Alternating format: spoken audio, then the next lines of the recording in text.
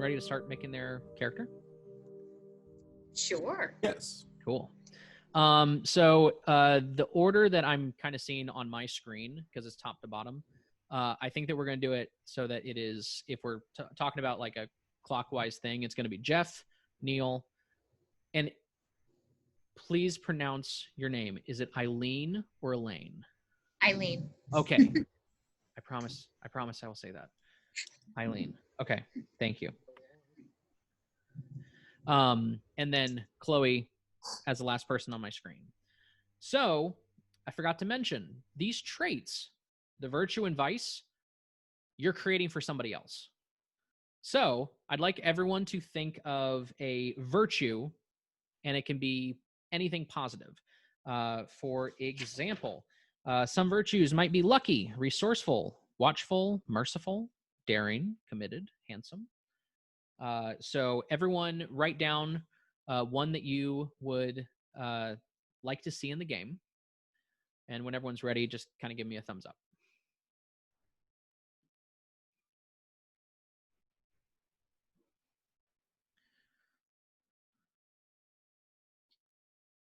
Awesome. Okay. Jeff, what is your virtue? It is vigilant. Neil, your trait is Brave. going to be vigilant. Oh, thank you. Neil, what did you write down? Brave. Eileen, your trait is going to be brave. Eileen, what did you write down? Persuasive. Chloe, you are going to be persuasive. Chloe, what did you write down? Enterprising. Jeff, you will be enterprising. That's amazing. I like that. Mm-hmm. So you kind of see how this is working. You are not making your own traits. You will be giving it to someone else. So everyone make sure that you write that out on a piece of paper. And I'd make sure that you put them in a place that you are not going to lose them, because you'll be using them during the game. Now, if everyone can think of a vice, this is going to be the negative trait of a character. So such as afraid, greedy, regretful, addicted, naive, controlling, worrisome, compulsory, rash.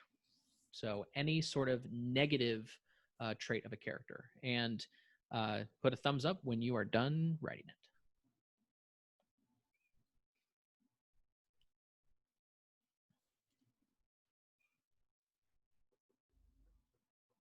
Okay.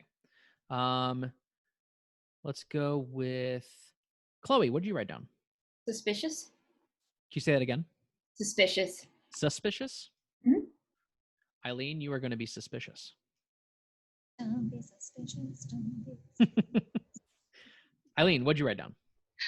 Vain. Neil, you will be vain. Neil, what'd you write down? Indulgent.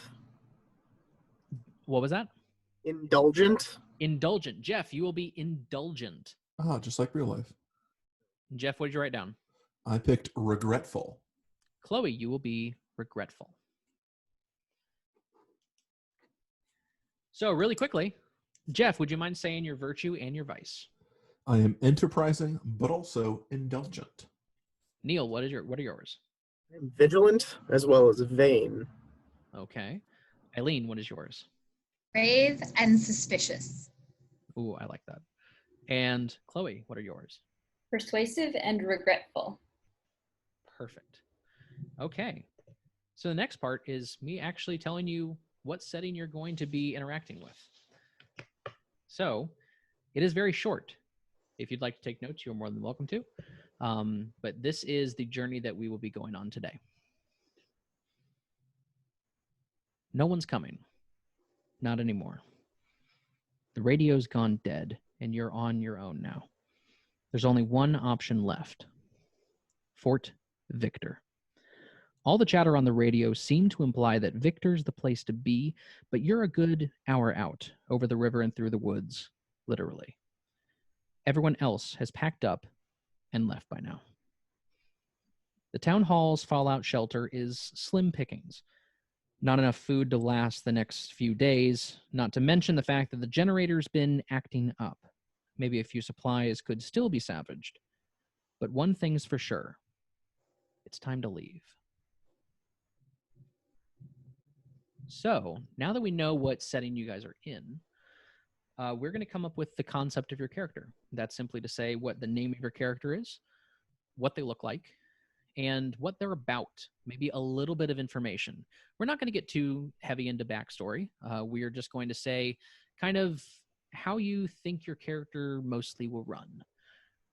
So I'm going to give you a couple minutes to think up a name, what they might look like, and the concept of the character.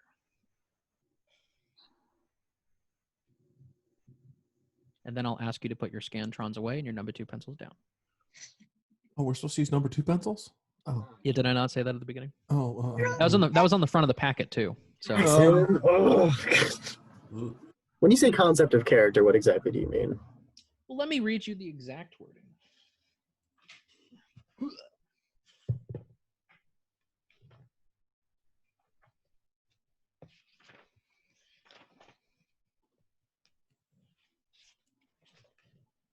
Darn, I actually had to get my book out.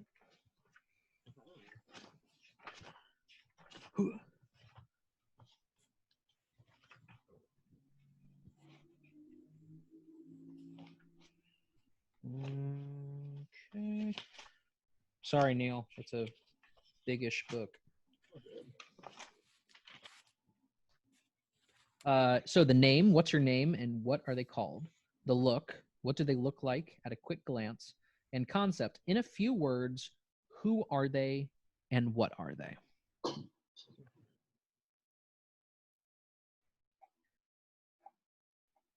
So it can be occupation, it could be hobbies, it can be a group they're involved with. It can be really any sort of small detail that will let everyone know pretty quickly what your character is.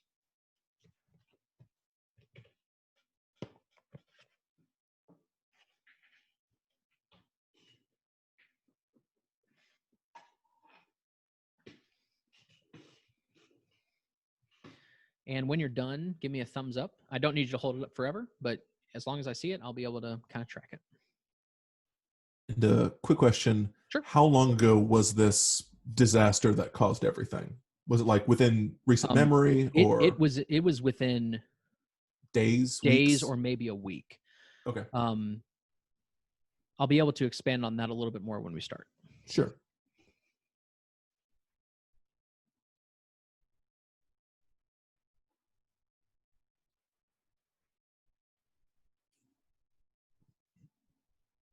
Man, I really wish I could play that music. Oh, it was so good. I had some really creepy music ready to play in the background, but I was afraid that it would get copy striked.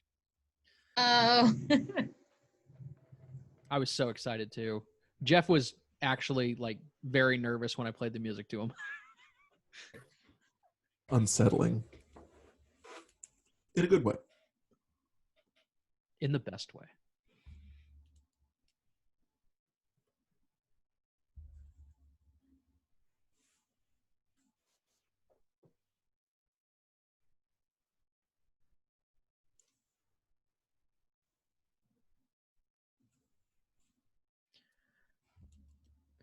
I'm going to give you about 1 more minute. Thank you, Neil.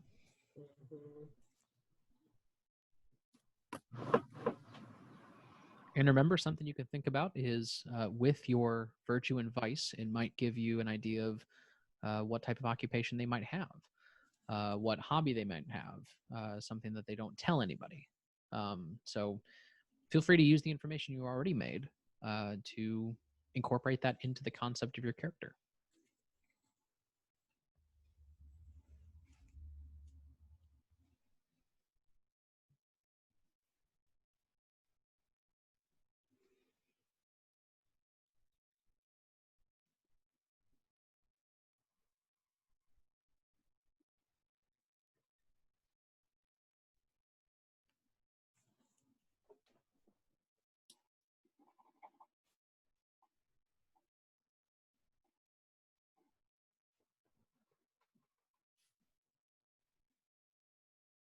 Thank you.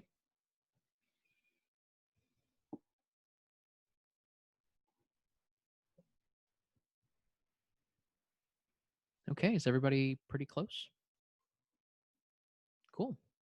All right. So, let's do it this way just because it's fun.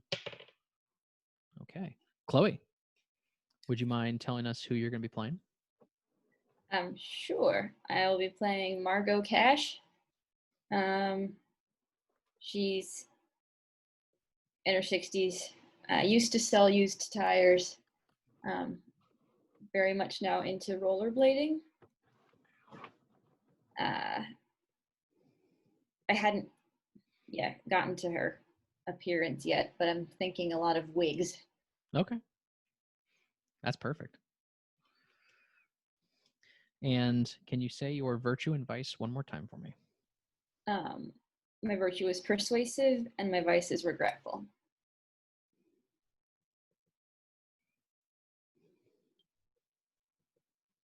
Okay. Let's go with Neil.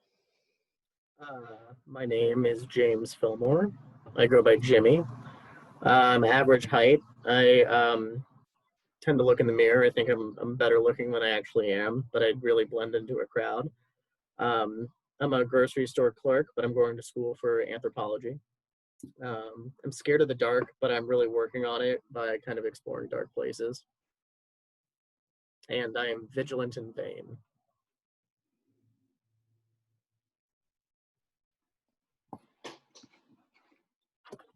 What was the first one? It was Right. something in vain. Vigilant. Vigilant.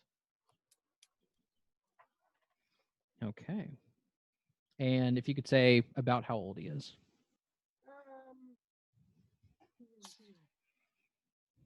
21. Having a little hard time hearing you, sorry. 21. 21.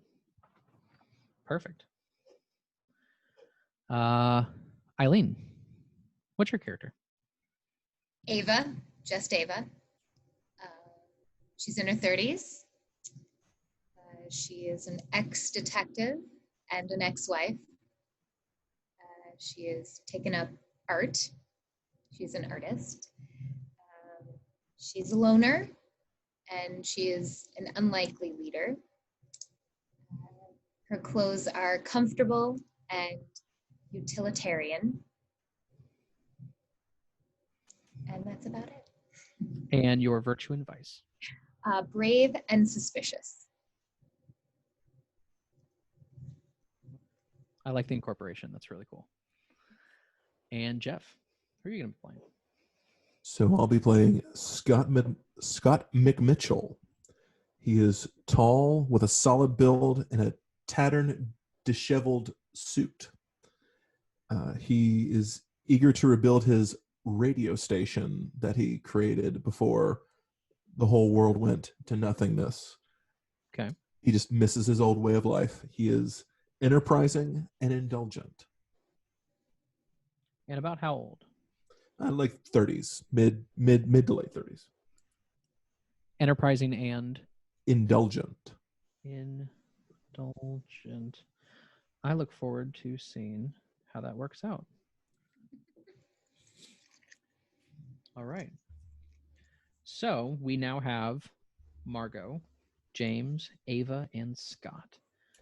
So now I'd like you to think about who you just created, who you are, and what might bring them hope. There is this apocalyptic event that has just occurred, and you know evil is on its way. You are now stuck in this shelter and needing to travel to a new place. What event along the way might bring your character a smidgen of hope?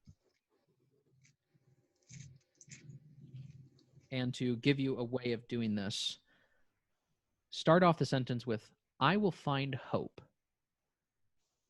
Insert the rest.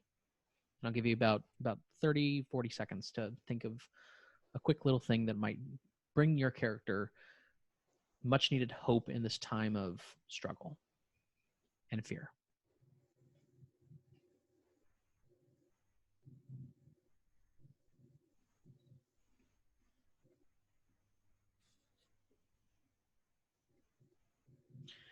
And while you write it, I'm going to quickly say that this moment, if achieved during your travels, if you achieve this moment and you roll successfully, you gain what's called a hope die.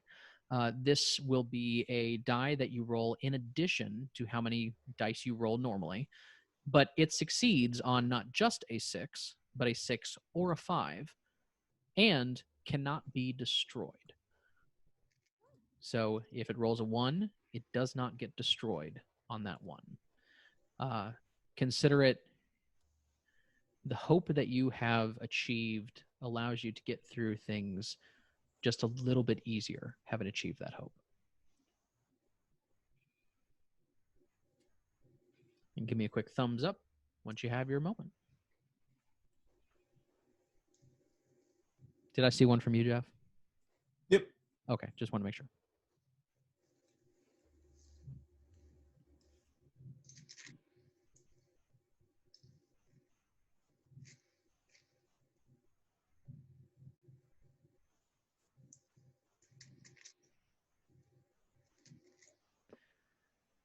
Neil, you set? Yeah. Okay, so this is not going to be public. You don't have to have it be public. If it's something that you feel like everyone would know, you're more than happy to say it. But what I'd like to request is if everyone can quickly send me a message through Zoom so that I know your moment.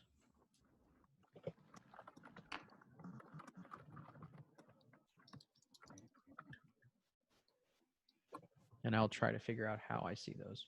Oh, there it is. Oh, I can actually pull this over here. Neil, I love it already.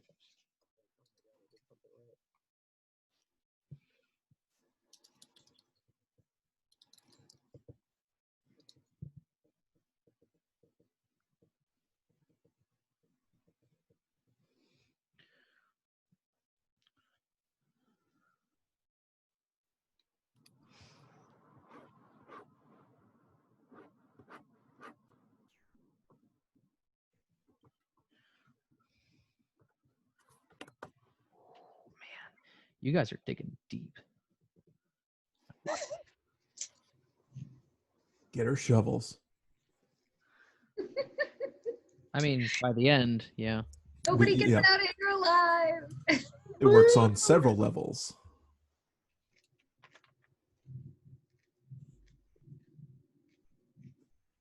So all of you have incredible moments. I'm just going to say that right now.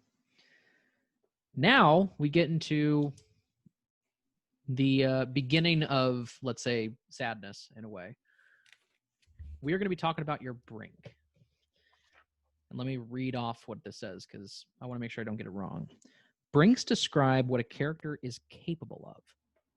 Rather than representing the character as they are, brinks are hidden traits which show what the character may become when pushed to the edge of fear, hopelessness, and desperation. And we are going to be choosing these in a similar way to the traits with one exception. So you're going to write it for somebody else, but I'm going to be writing one for someone. And one of you will be writing it for them. Them being the enemy and the danger that is drawing ever closer. So,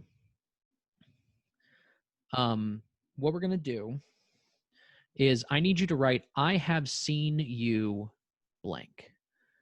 And this can be kill, abandon, rage, hide, cry, betray, promise, collapse.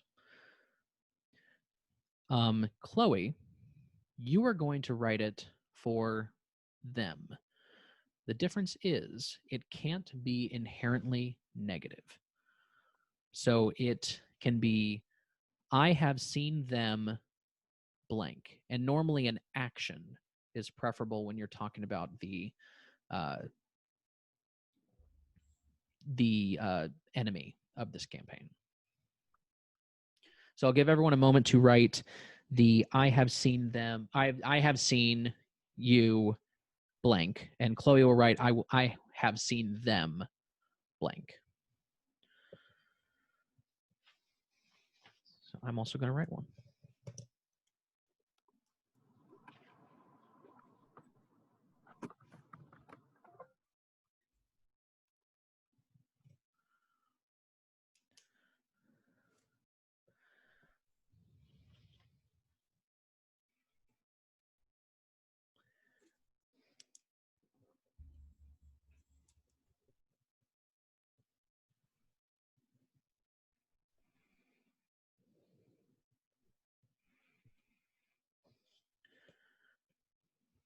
Everyone give me a thumbs up when you think you have at least the starts of one.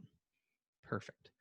So what I'm going to do is I'd like everyone to type me their answer. Make sure it's a private message. Then I will send everyone out their brink. What's really fun about this is you know someone's brink. You don't know who I'm giving it to.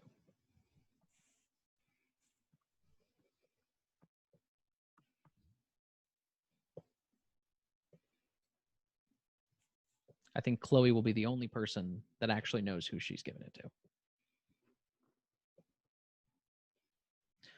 Oh. Yeah. Cool.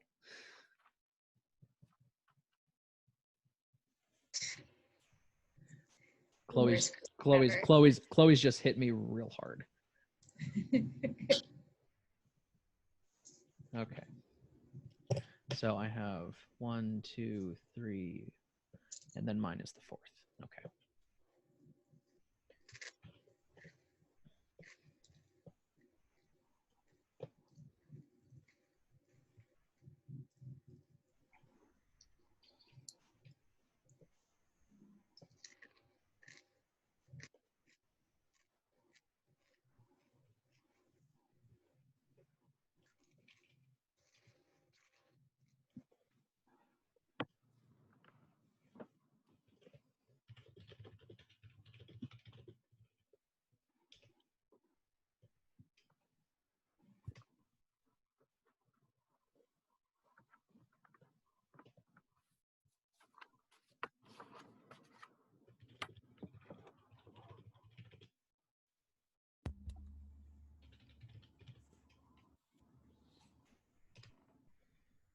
Does everyone have their brink?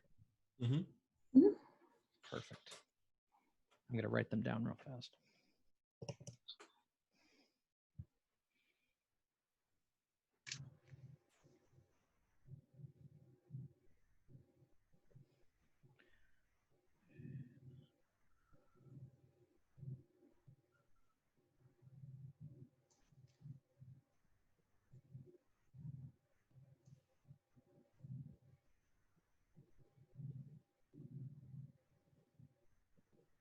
So you can kind of see that normally we'd have cards and we just hand them over to each other, but virtually it's a little bit more challenging.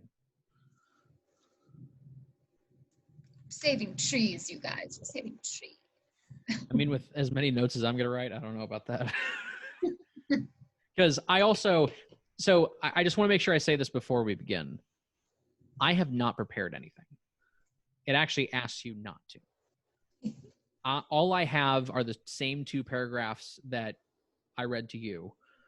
And actually, before we began, Jeff was the first one on here, and I asked, should I just roll dice to figure out what scenario we play? Because you're not supposed to think about it in advance. So really, it is incumbent on the 4 characters to choose what to do and how to move forward, because you will give me stuff to work into that I can at least narrate, and that I can help you move.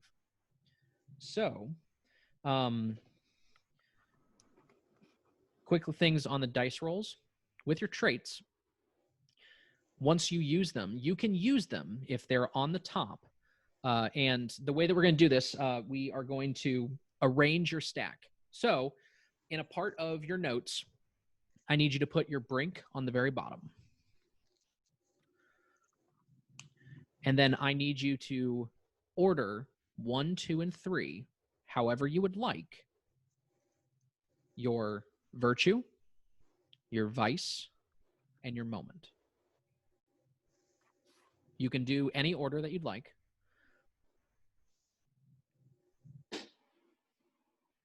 And whatever is on top is what is called the active trait.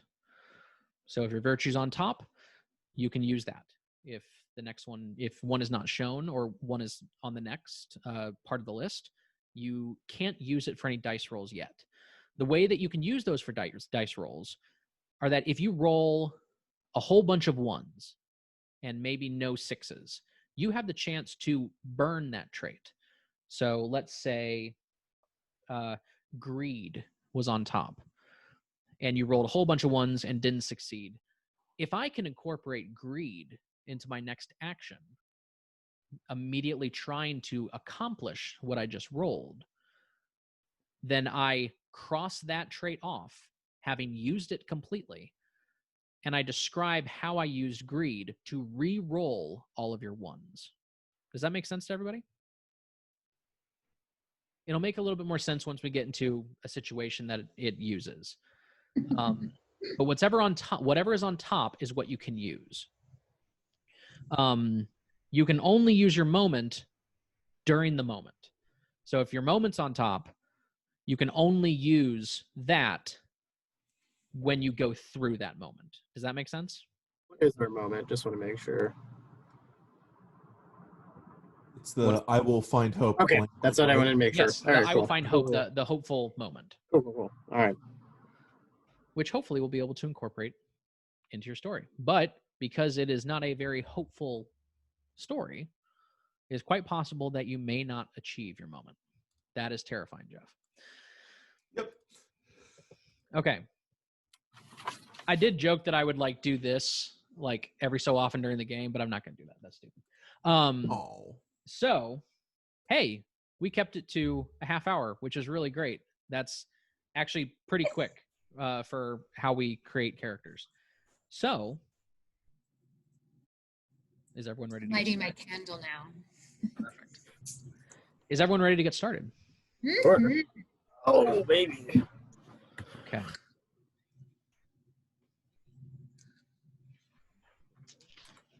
I can turn on my Himalayan salt lamp. Nice. Nice. Okay, so now everybody pray for me. And I'll do the same for you guys.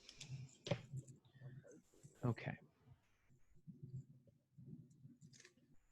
I'm a half an hour of wine in, you guys, so I apologize. No, that's the best mode to be in. About 2 shots, 2.5 shots of bourbon. So I'm Probably going to be that much, if not more, for later. All right.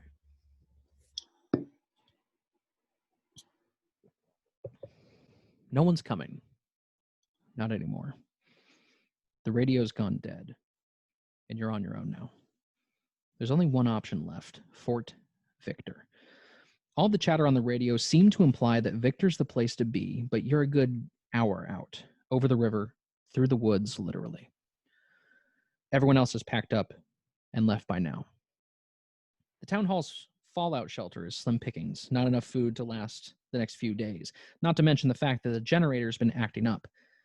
Maybe a few supplies can be scavenged. But one thing's for sure: it's time to leave.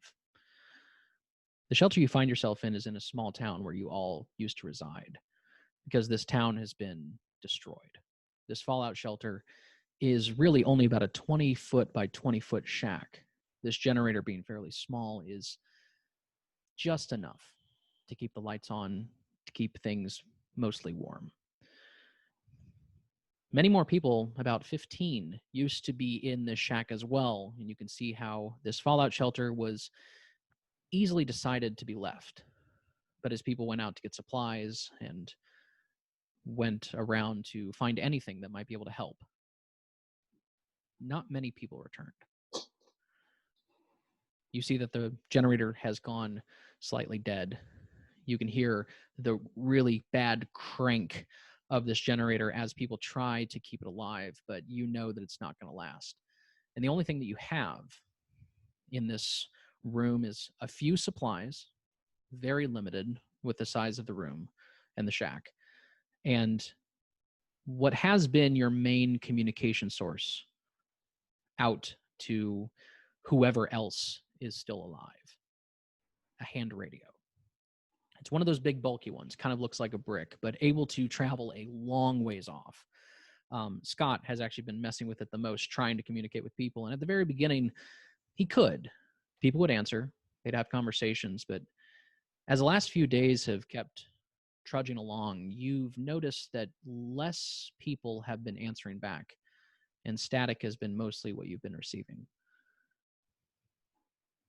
You know you need to get out, and it's been suggested that Fort Victor, what you all would know, is a gigantic fort I'd say about traveling with a van or car, probably about a 2-hour drive. This place has been said to have supplies. It's the only sure place that you could actually hear people from the radio talking from. And you've been able to at least figure out where you need to travel to be able to get there. And so, Margot, James, Ava, Scott, what would you like to do?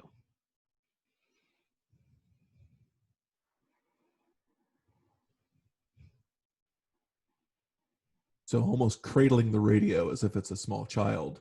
Do I know what's going on with it? Like, is like the transceivers going down, or like the antenna's not working right? It seems to Have be a fully functioning radio that is just not charging. Hmm. It Like is. the It is on batteries? its last leg. Oh, okay. You're starting to hear less and less static as you are trying to make this radio work, and having some knowledge of the technology, you are concerned that you're going to be losing communication for quite a while. Do we know if we have any sort of reliable transportation to get to Fort Victor if we decided to leave? You know that most of the cars have been taken by people looking for supplies. You four are the last people in this building. You could certainly see if there's a car.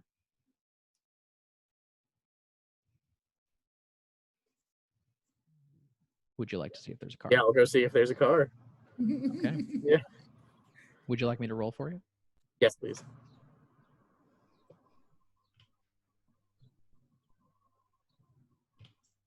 Please roll at least 1 6. Okay, so you succeed, but 2 of the dice Ooh. have disappeared.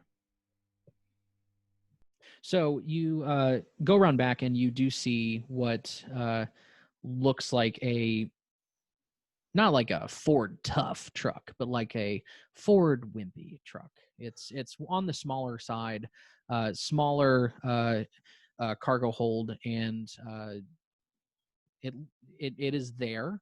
You do not know the function of Is it big enough to fit all of us? it. Not comfortably, but it should be enough to get about 2 people in the actual In the cab? cab and 2 people in the back. And you said we do know how to get to Fort Victor? You generally know. It's a little bit of guesswork because you all have lived in the small town majority of your life. You know generally it's about 2 hours away, and that it is possible to get there. But none of you have been there. So have any people that have gone out for supplies, even though all of them are gone now, have any of those people come back for any period of time before they disappeared fully, or? A majority of the time people left and never returned. So you are it's kind of either they were taken or they found another place to live. Or at least that's what you assume. I'm gonna look around the the shelter to see if there's anything that we can bring along with us for the trip. Okay.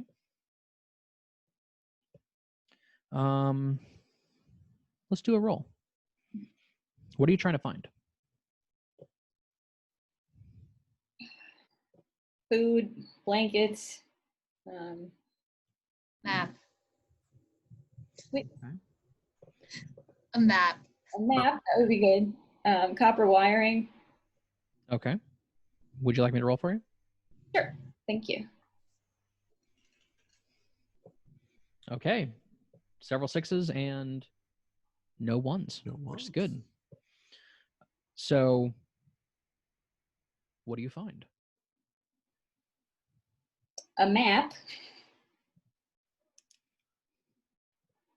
Some food and some gasoline. Yes.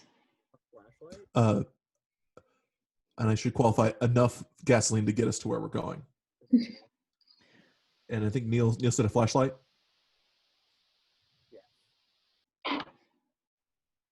Okay. So if you guys would like to put into your notes anything that you have found that might be helpful that was just listed, you can do that because you succeeded.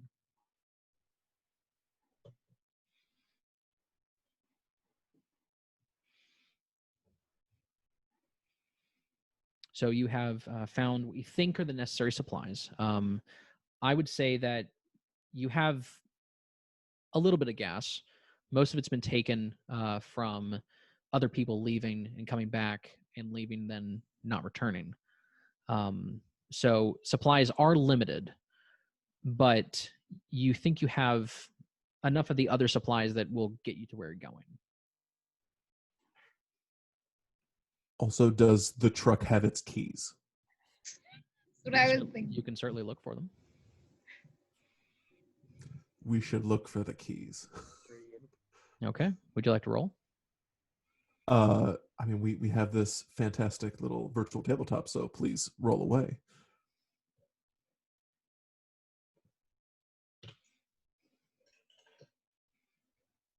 Okay, you got a couple sixes, and unfortunately, you do have.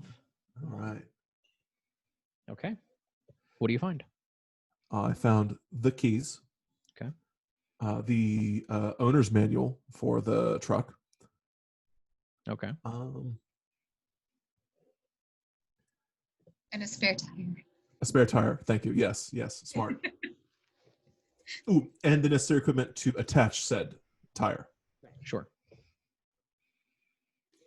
Okay. What would you like to do?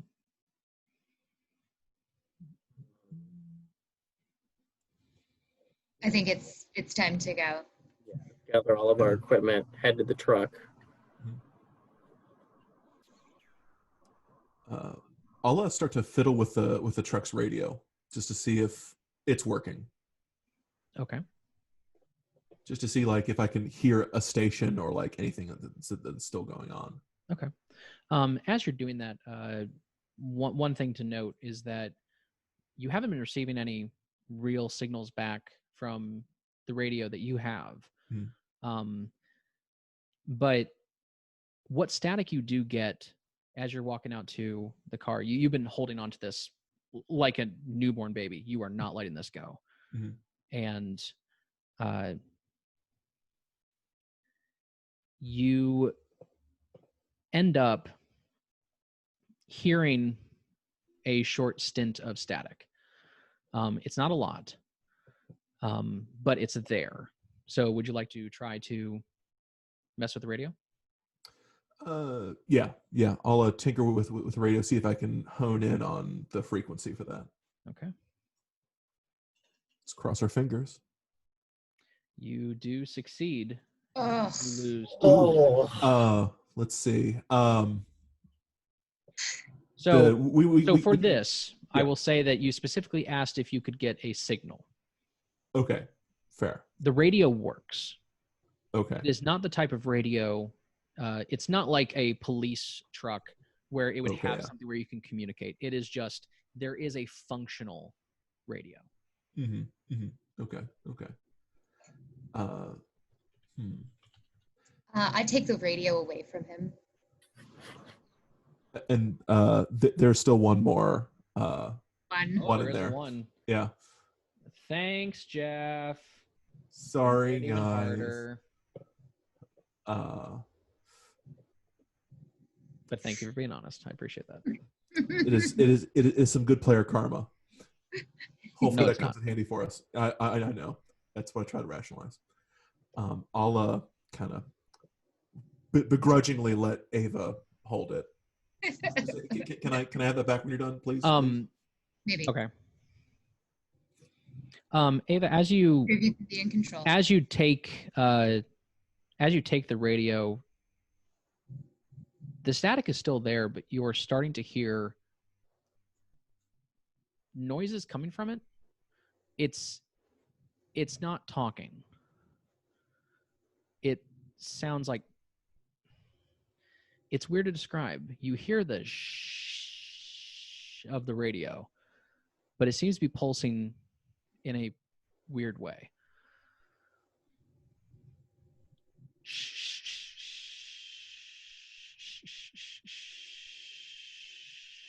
In a And then it weird way, goes like completely dead.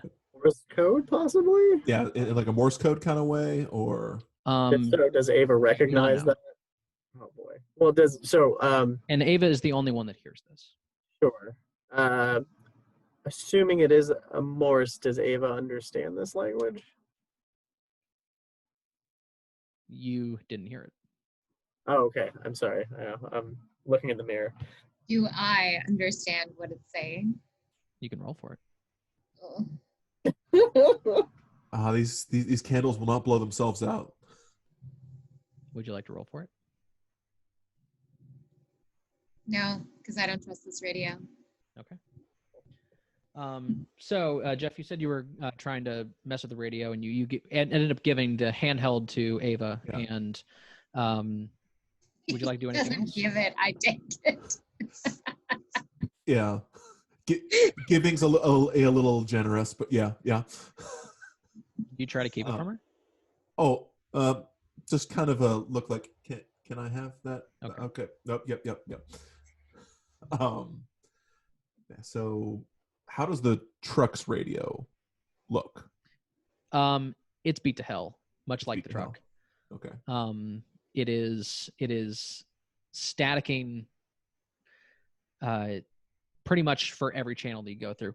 Staticking means that it came on. It did come on. So the truck is running. Or the well, you did. Present. I would assume that you put the key in to check the radio. Yeah, the battery's working at least. So how much gasoline is? There is not much in the truck. I would say that you really only have a couple of miles. Like it is scary to need to get to a gas station soon level.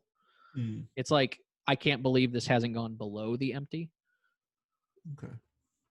Does the map have Fort Victor on it? It does. Does the map have any gas stations nearby? It does, on the way. How do the roads look? The roads are, for a small town, nice. I mean, not smoothly paved for, in all sort of sense, but good enough that, there are no like strange potholes or anything. But you can see, if Ava's looking at the map, you can see a fairly direct route on how to get to Fort Victor.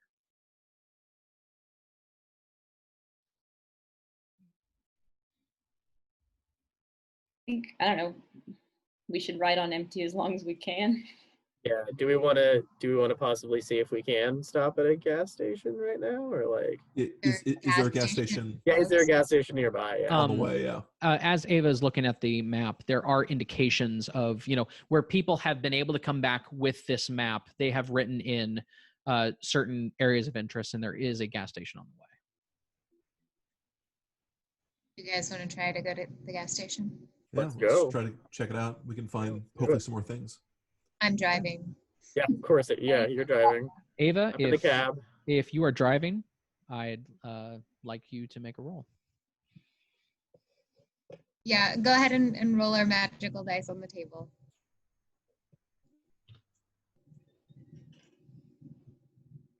Okay.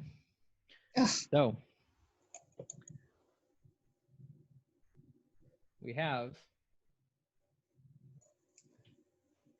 our first candle.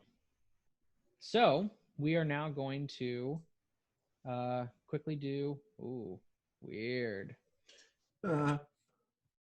Sorry, guys. I'm still getting used to this too. I made it back in time. So one candle has been extinguished. And now we're going to start with truths. Ava, you are you're able to drive along the road, but I'd say about right at the city limits, you start to feel the putter and realize, oh, it was more empty than you originally thought.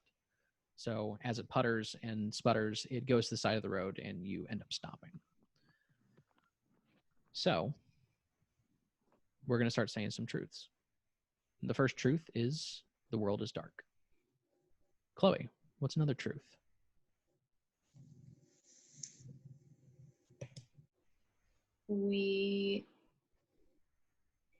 But this is, I guess. What?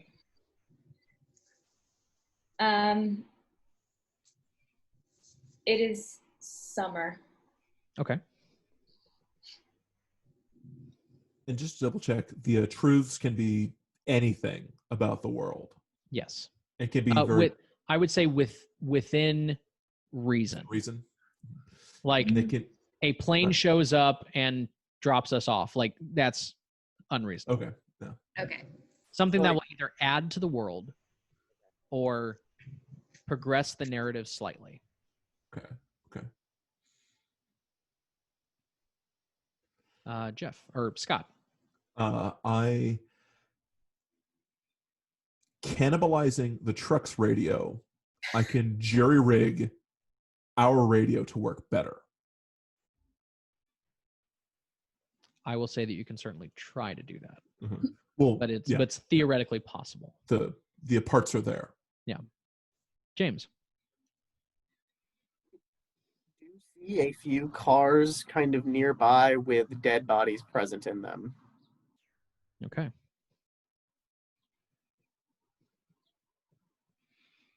Eva.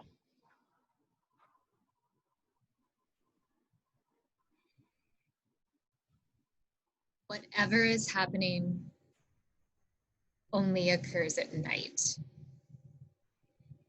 And to expand on that, they are most active in the dark. They mostly come out at night. Mostly. Margo.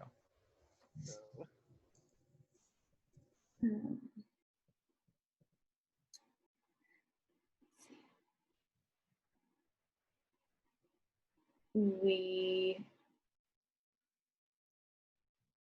have. How far away are we from the gas station? We will be able to deal with that once we get to the next scene. Oh, okay. It could be part of your truth if you wanted it to. Oh, yeah. Oh, you got an achievement.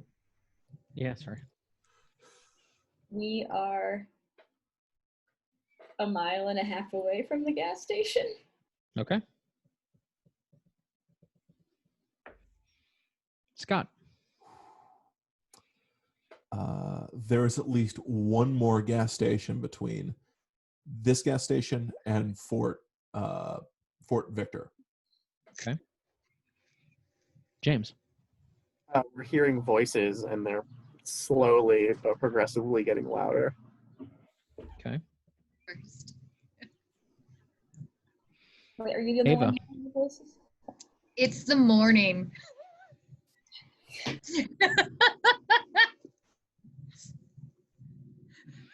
And Chloe, you'll have the last one.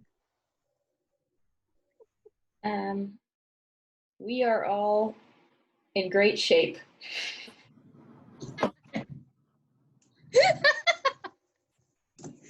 Good to know. And the last truth is we are all still alive. Whew. So after your car has kind of sputtered off and led you to the side of the road, James starts to look around and sees these bodies in the cars surrounding. It's only about 2 cars, but there's a very obvious sense of not good things. You can see the people slumped over in the cars. You can see the blood on the windows. You can see that something terrible has happened, but you do not know entirely what it was. So what would you like to do? I mean, I would like to know if these cars are functional to get us at least somewhat on the way to the gas station or to Fort Victor. Okay. What would you like to do? Am I allowed to confer with my compatriots? You could. All right, You can roll play that. compatriots. We want to see if these cars work. Yeah, we can see like maybe how much gas they have. Maybe we can just transfer cars, or we could see what's in like the trunks maybe. So I'm assuming if these are people that are leaving, they might have supplies with them. Now, when we were looking around the shelter, did we determine that we had enough gas to get to Victor? Or is that You have a small amount. okay? So you can utilize that if you'd like. Okay.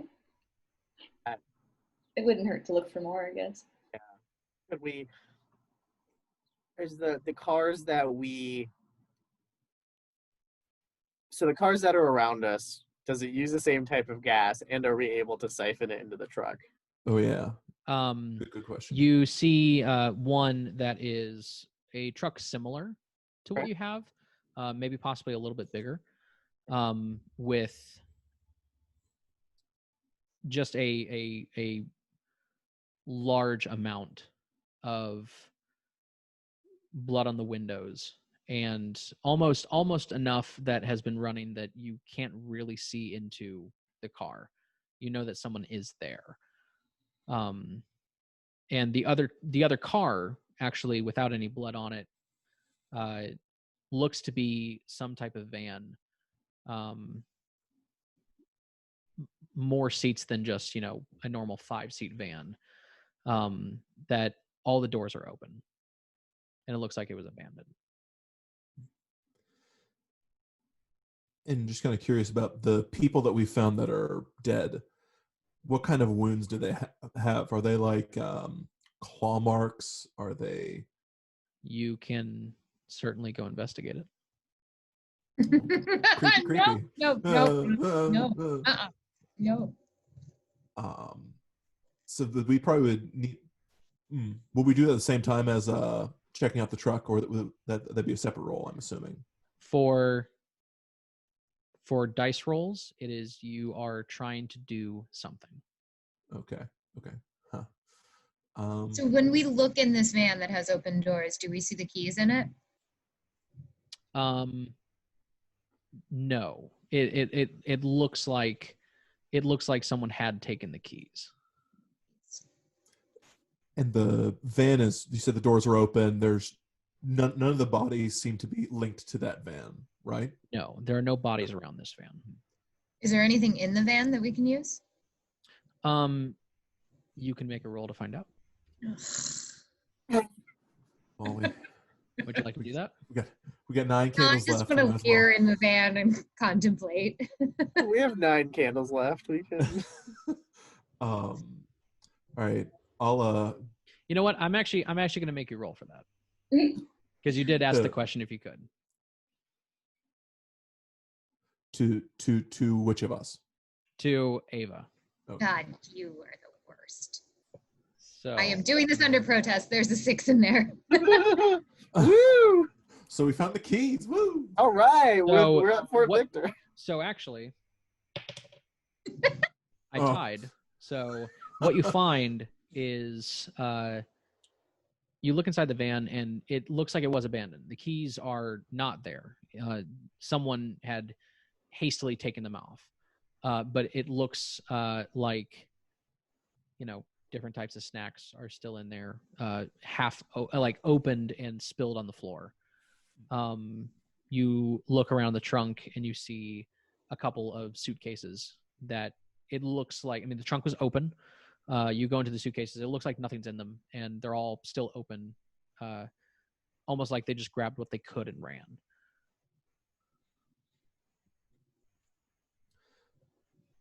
So kind of around where we are, is there like a crowbar or like a hefty stick at all? You can certainly try to find one. Or is the flashlight that we have sturdy enough to break through the window of the truck? You can certainly try.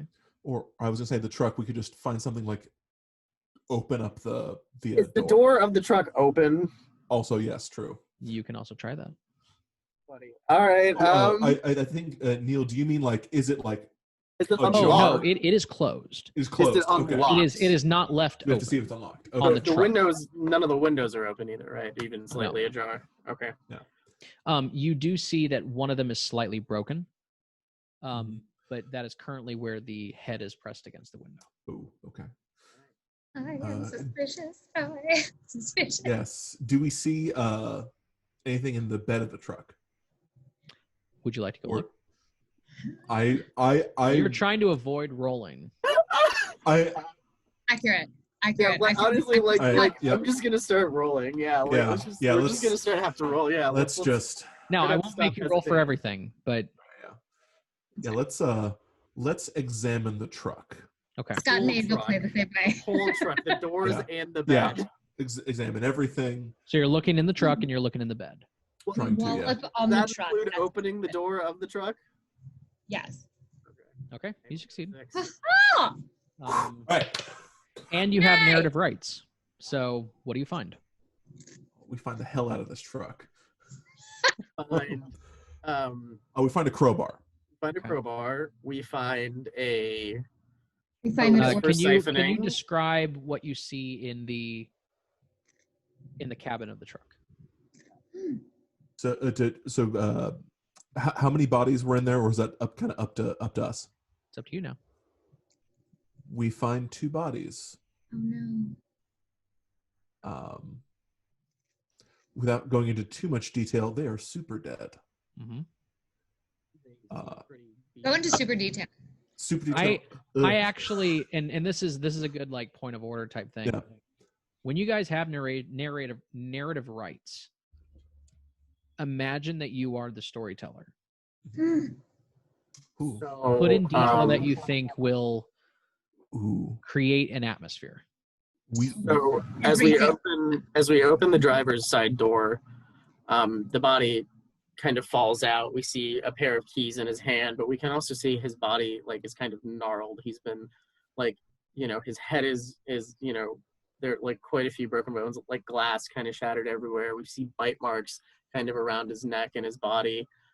His passenger kind of also similar wounds.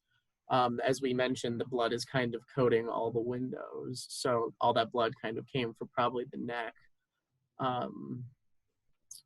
It is can open and close doors. That's what we could be led to believe from this situation. Or they we didn't also- open the door. They opened the door, yeah.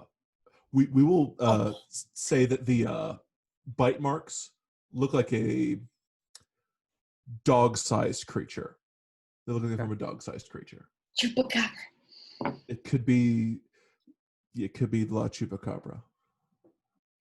Okay. They have a cell phone that has a recording. Yeah. They have a recording. Does everybody narrate this, or are we just listening to Scott and James do this? So you guys can chip in if you actually, want. Yeah, you guys chip actually, in. Scott reminded me of something that I probably should have done, but we'll put it Cool. into the story because that's more fun. Yeah. Okay. You go into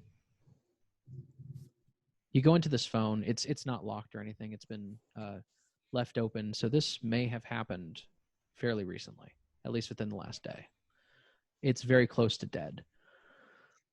You open it up and voice memos are open, and you see that one has recently been recorded. You click play, and you hear the now deceased voice of the person that left this message. Mom, I don't know what's going on. I may not make it to you. I'm trying to get out. I don't know what's going on. If you get this message, I'm sorry. And nothing else. And at that moment, the phone dies. Now, you're able to look around that cabin and you actually see the other phone. And while there is no voice memo, the phone is stuck in the person's hand, and it gives you the idea to possibly leave your own. So, what I'd like, and what we should have done at the beginning, but I was way too excited and I forgot, is I'd like each of your characters to leave a quick message. If you are either found or not found, for anyone that you think should hear it. And I'm going to pull out my phone.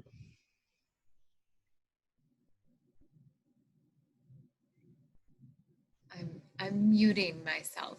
Okay. Is that, or are we actually recording them into our phone? Who would like to go first? I'll Oh, I'm going to record them for you. Oh, okay. I'll do it. I'll go first. Say start, give it a second, and then begin. All Are right. we supposed to hear everybody's? Yes. Oh no! I want this. No, Here's the thing. Okay, so we could do this. Does everyone have a phone that has a voice memo? Nope, I don't. I want it to be public. I would also like mine to be public. No. Ava does not. Ava dissents. So we either have to all do it publicly or all privately. I almost think that all of them need to be public. Why? Because there's a reason.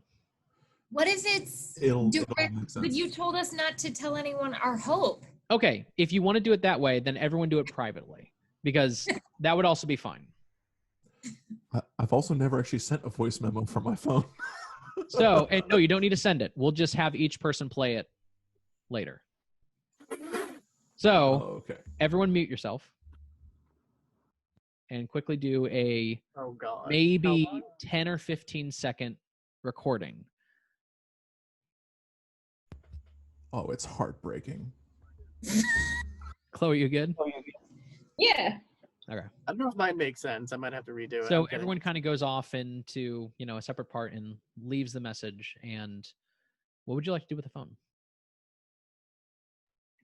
We'll hold on to it. How much charge is on this? It's very little. Very little. And I'm assuming we don't find the charger? No. But we might find one in the gas station. Yeah, we might find one at the gas station, yeah. Oh, yeah, they do. So in the so we did mention, right, that we found stuff in the bed of the truck, including a hose that can siphon gas from one truck to another. Sure. Cool. We siphon all their gas then. Okay. James, I need you to roll. Oh, swashbucklers. And it's a lot of gas, by the way. Oh, it depends on this roll. You son of a you. All right, let's do it. Let's roll. Come on, all sixes. Okay, so you don't lose any, and you have more sixes than I do. So, I'd like you to describe what you do. So I place the hose in their gas tank. I inhale a little bit to try to get some of the gas to come out. I spurt a little bit, and I put it in our tank, and it starts to fill it up at least about halfway. Okay. Ava gains a little bit of respect for James. Okay. Worth noting. You do notice one of the reasons why this gas tank may not have been as full as you would have thought is as you're doing this, you do notice that you see a slow trickle of gas coming from below the car. So what do you do? Chloe, what would you like to do? I'm sorry, Margot. The small trickle of gas is coming from our car? Yes. After you assume that there is some type of leak, and that's why there was so little gas to begin with.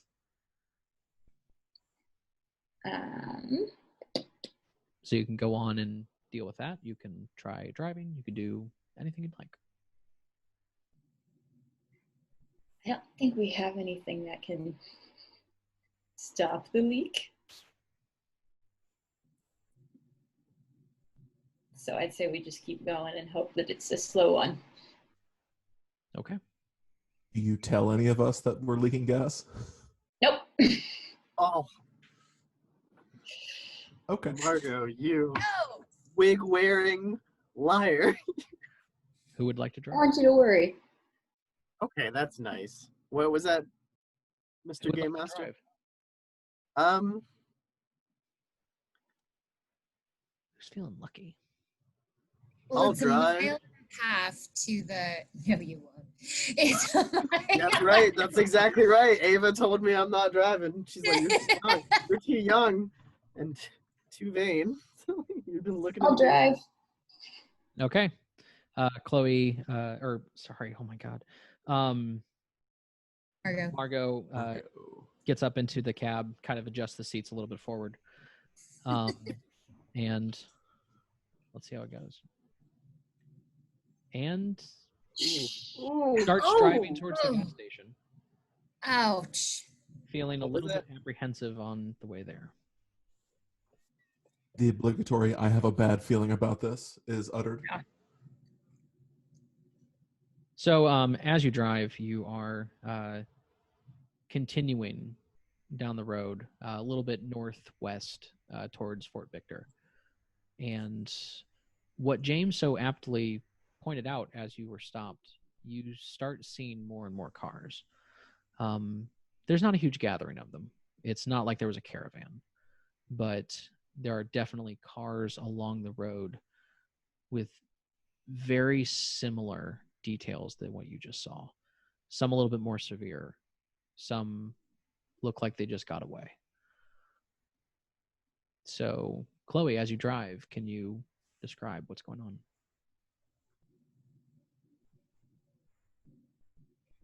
The cars are just sort of strewn about. I look over to Scott and ask if the radio's working at all. Which radio? The hand radio or the car radio? Oh, the car radio. I'll tinker with the car radio. Does that require a die roll? It depends. What are you trying to do? Just trying to see if I can find a frequency that has something on it. Yes, that would require a roll. You already said it was mangled. It was mangled its appearance. I did say that there was static in that it was at least functional. I am suspicious. Well, detective in you, though. let's. Would you like to try to do it? Well, we got 9 candles. Let's go. Let's do it. Oh. Oh. Do it. Okay. Smack your hands. All right. What do you do? All right, I tinker with that radio, make that tuning knob go. We find a frequency that is because we're kind of a little bit farther outside of town, right? You're now outside of town. Outside town. Yes. We actually pick up a radio frequency from the town that Fort Victor is in. Okay. And we have narrative rights now. Yes, within reason. Okay. I mean, gotta check. We just hear just like a freak, just almost like a message that just says, "Hey, this is Fort Victor. We have supplies. Come here for help." Then the message just kind of repeats, just saying, basically the message just says, "We're here." So you're listening to this and you realize that you're listening to some type of radio station that has been broadcasting this message. It's a recording and it keeps on playing because no one's listening to the classical music that used to be on. But this message keeps on repeating and repeating. And as you're listening to it, you are hearing the same thing over and over again, that there is hope, but the more and more you listen to it, the more you don't know when this was recorded. Okay. So what do you do next? All right. So I'll tell Margot that, yeah, the radio's working. There's someone there, or at least there was, in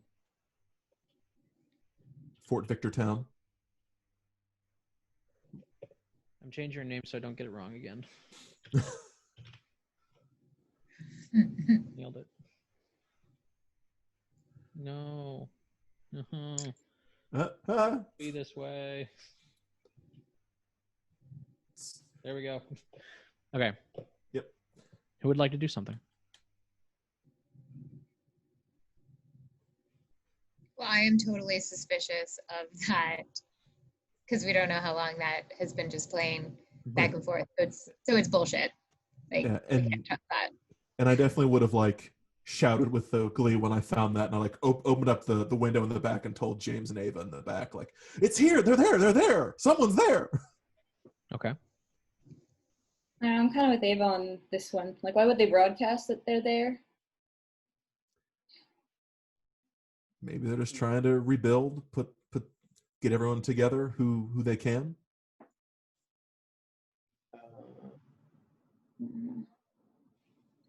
I don't like it.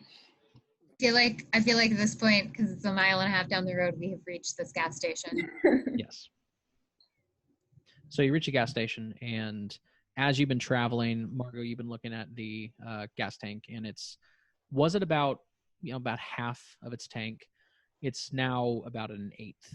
So what you saw earlier is definitely affecting your travel. Okay. Let's get some gas. Okay. So you pull into the gas station. What do you do? And to give a little bit more detail, it's almost like a speedway. It has several different stations to fill up, and you can see that while boarded, it looks like people have the windows are boarded up, and it looks like people have gotten in, or at least have broken through the bottom half of a door. It looks like there is an entrance to that location.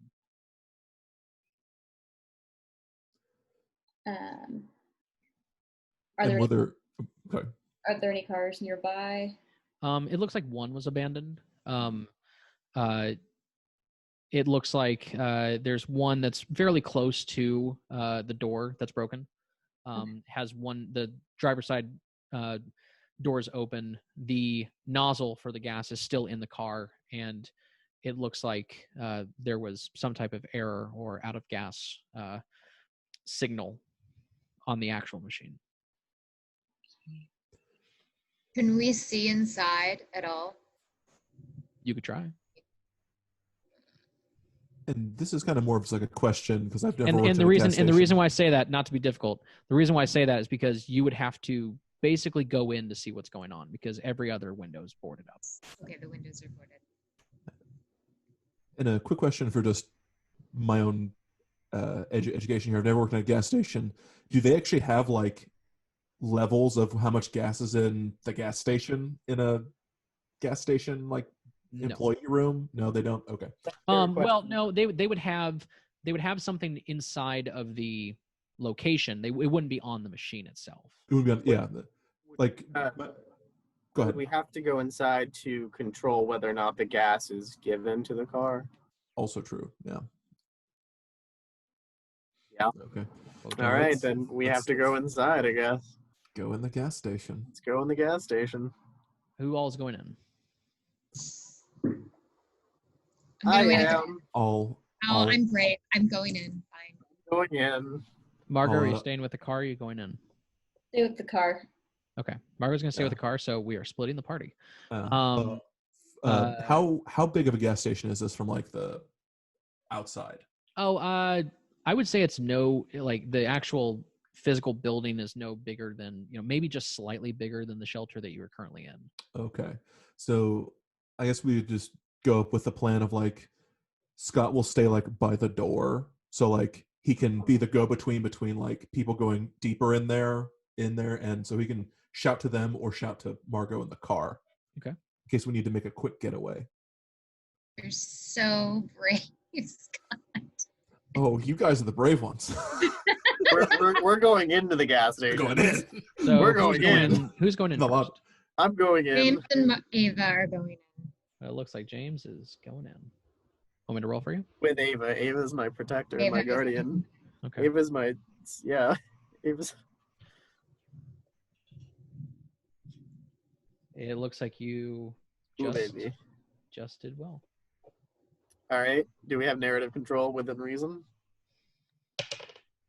You do. Okay. Oh, I'll do some. You do some. sure. All right. Cool. As a former grocery store clerk, I run to the register so that I can get us some gasoline. Okay. Okay. Cool. I walk around and secure the perimeter, and I call back to Scott that the perimeter is in fact clear. What do you find inside the building? Enter. What? What do you find inside the building? Inside the building, I find the shotgun under the counter with the bullets. Because obviously there's one. Of course, there's it's a a- gas station. Yeah. I find a phone charger that matches the phone that we've been carrying. And I find a trail of blood that goes to the locked supply closet door. Okay. This trail of blood looks, and the way that you found the shotgun, it looks like someone tried to rob the store in the very early parts of this terrible situation that you guys are in now. It looks dried, but there is a fresher trail that is coming from one of the back rooms and going to the same supply closet. What would you like to do?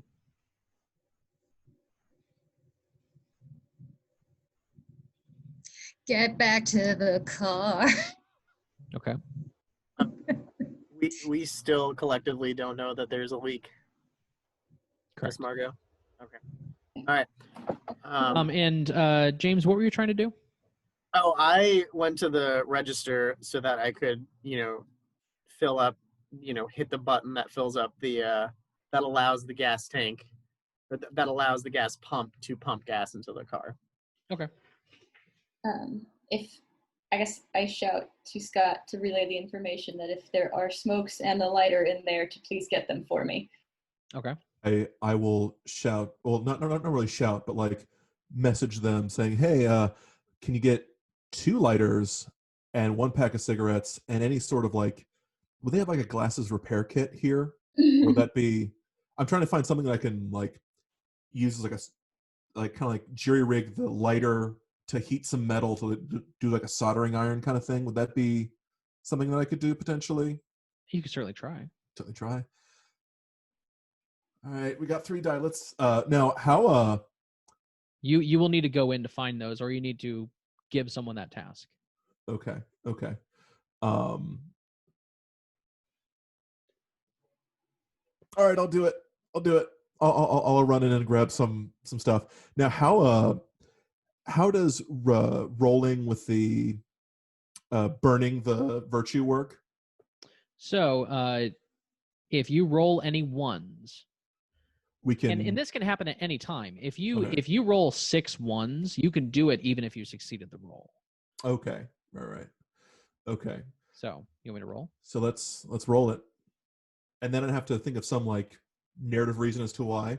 Well, you Okay. succeed. I would You're like. now down to 2 dice. I would like to use my one of my virtue as enterprising. As someone who ran a radio station used to a shoestring budget. Now this roll was to find these items. Okay. Then we'll hold on to that then, I guess. Yeah. So I'll find the smokes, the lighter, and the tools. Yep. And as you're doing that, Margot, what are you doing while you're outside? I am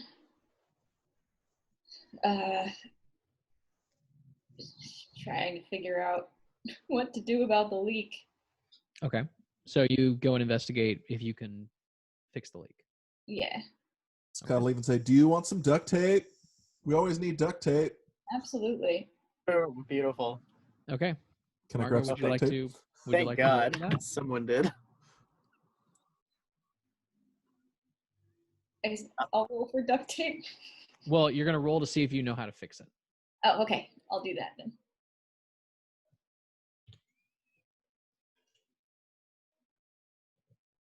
Nope. You have the Um, ability to burn, but once it's burned, you do not get it back. So Okay. you during this game, you only have 2 options. You only have 2 times that you can do. You can burn a virtue to re-roll a 1, and it's only re-rolling 1 die in this circumstance. Okay. I wrote down my vice as the first thing to go. Okay. What's your Um, vice?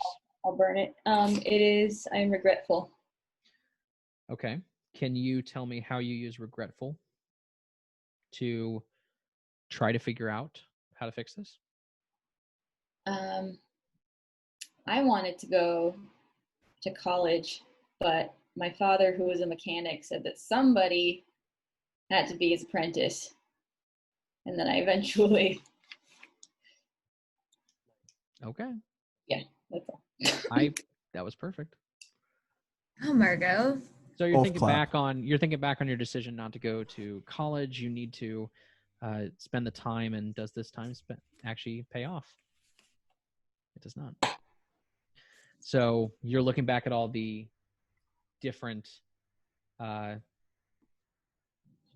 experience that you have working with your father, the mechanic, but you just can't figure out how to get this leak to stop. And with that, we lose a die. Oh, And we will It's only 8 left. It's fine. lose a candle. It's fine. So now we speak some truths. And the first truth is the world is dark.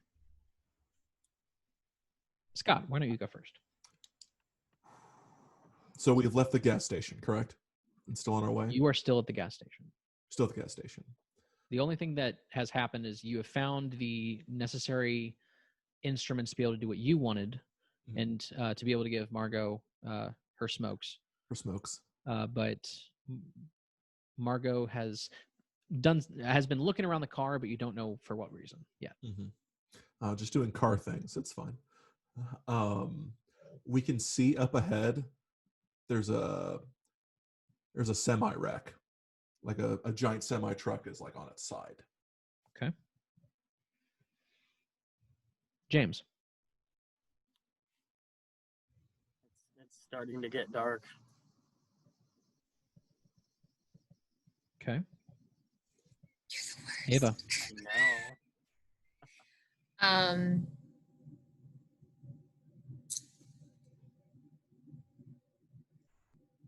There is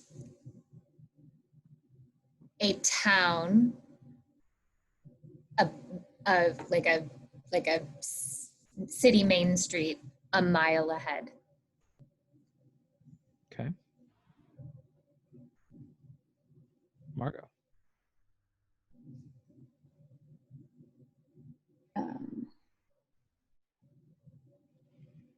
Oh, something else that I'll just homebrew this real fast, even though it doesn't say it in the rules.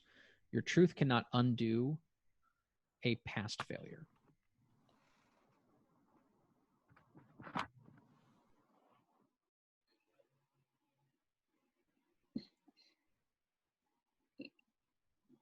There is. It's my cat. Oh, shh. There's a cat. Perfect. Okay. There's a There's a cat. Counts as truth. Yeah. A cat appears. Oh, A cat appears. Oh no! Meow meow. No. Jeff, you're up. Um, Oh man. we hear howling in the distance.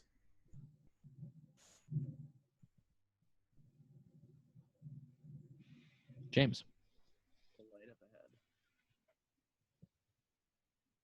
Pardon? A light kind of within the distance. Light in On the our- distance. A light in the distance that's on our way to Fort Victor. Okay.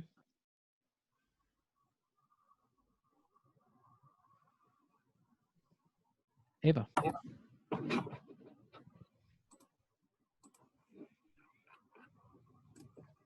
Scott knows what it is.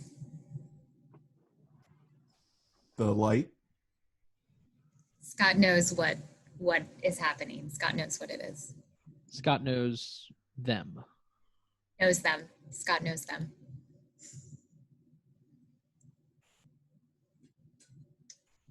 Okay. Margot. Last one.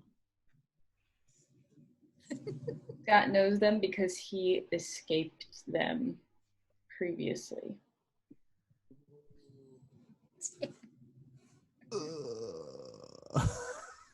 Wow. Scott, backstory. Ooh, And deep, rich lore. we are all still alive. For now. So everyone, I assume, leaves the gas station. Mhm. I'm driving. You see Margot trying to fuddle with the car, and a small tabby cat kind of jumps in the back with Margot as you guys pull away. And Ava, I need you to roll. Okay. I also give Margot her smokes and lighter. Oh, gotcha. I hope Oh, and it's I give the phone charger to Scott. Sorry, I need to roll again because this die. There we go. Okay. So it looks like you had no ones, but you had a 6. Let's see if you keep narrative rights. You do. So as you're driving along, can you detail what the drive looks like? So it's getting dark, and we all know what happens when it starts to get dark. And we have to bob and weave around a couple of cars. And I look around to see if anyone else notices that the... Oh, did I take away a die, by the way? We're We're supposed to be at 7. I thought you did. Oh, okay. Yeah, there should be 2 in there already. Okay. Interrupted my story. Sorry. No, actually, I think we just burned one, right? Yeah. Okay. Yeah, we So there should be 7. We failed 3 times now. We failed twice. twice. Yeah, we burned our second one. Oh, gotcha. Okay. Yeah. I messed that up then. We have to roll a lot more. Ava, sorry, go on. I quietly rage against interruption, and then I continue. I look around to see if anybody else has noticed that the radio has started making the whirring that sounds more like some sort of code, but nobody seems to notice what it is. And as you start talking about it, it is so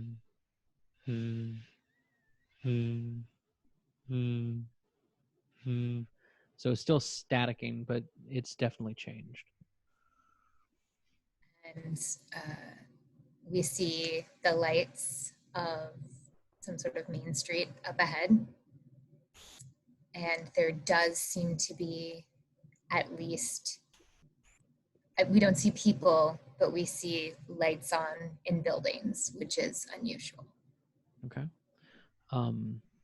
And as you're driving, it's also very apparent that on the left-hand side, what would have been traveling back where you were coming from is a semi. No trail, no container on it, just the truck.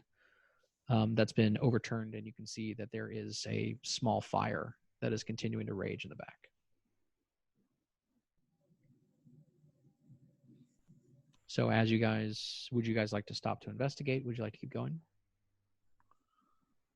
Sidebar, I would have started charging the phone when we left.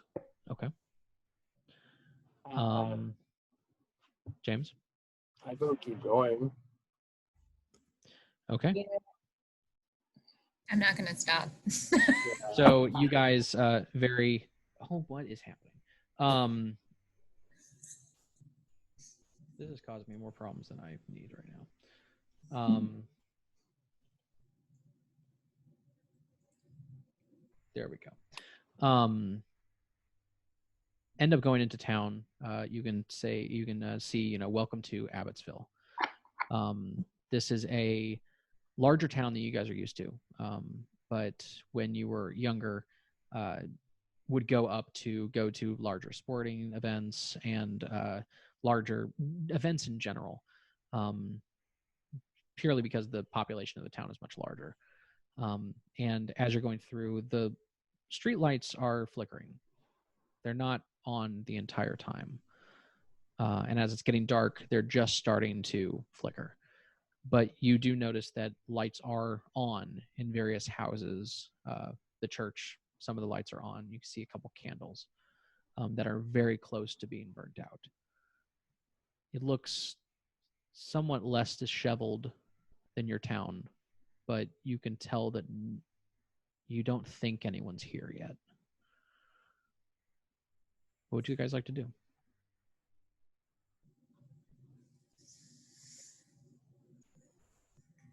My niece lives in this town. I haven't spoken to her in a while. Would you like to try to go to that house? Sure. You haven't been there in a while, Right. so you'll have to roll to figure out if you remember it. Okay. Okay. I know I'm making you roll a lot. That's the point. Yeah, I think I'm starting to at least get I think we're slowly starting to go. We have to roll. You got 7 candles left. That's fine. Yeah, 7 candles. See, I thought. So this one should be out. Oh no! Well, Oh, 8. No, yeah. not the Yeah. candle. It's 8. No, Okay, it's it's 8. Eight, yeah. Candles. No, it's Got a me candle. stuck in my brain space I now. was about to say. So you Me did and Margot. you're sitting in the back, and as you kind of stroke the tabby cat, you're like, I remember, to the left, and you're kind of directing Ava as she's driving. You arrive at a fairly modest house. Looks like it's just a 1-story house, large footprint, not much height, and you can see that there is no light in this house.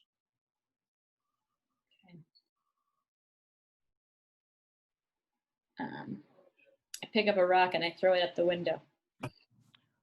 Okay. I just have to get out of the truck bed first. What happens? I guess I consult with my fellow travelers.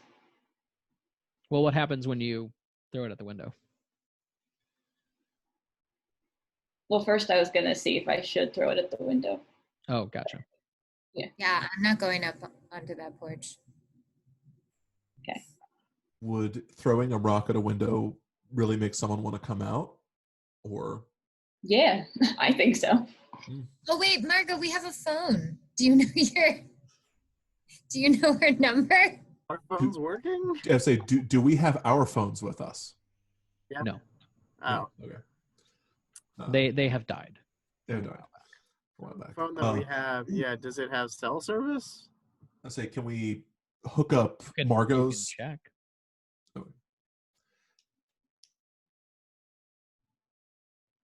Maybe you should holler. It's Margot. Holler's also a good word here. Yes. All right, let's try to call her. Okay. Roll to see if she picks up. Oh.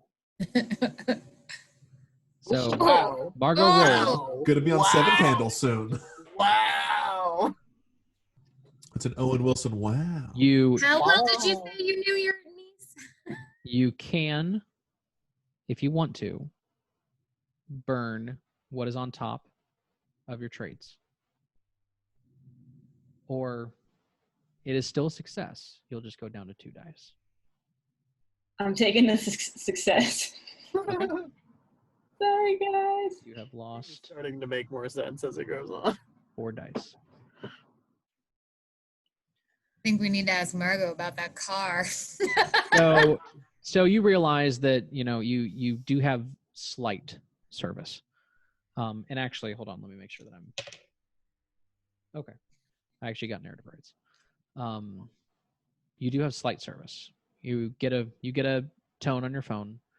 And you what is your niece named? Catherine? Catherine? Mhm. And you get Catherine's voicemail, which seems to have been changed from when you last spoke to her, even though that's been some years. But it actually says, "Hi, if you're trying to reach me, I'm going to be leaving. We're all headed to Fort Victor." And there's a Super. slight pause. Then it hangs up.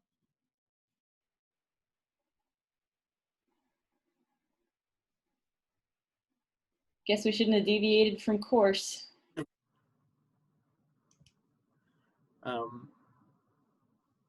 What would you like to do? Any of us or Margot? Either.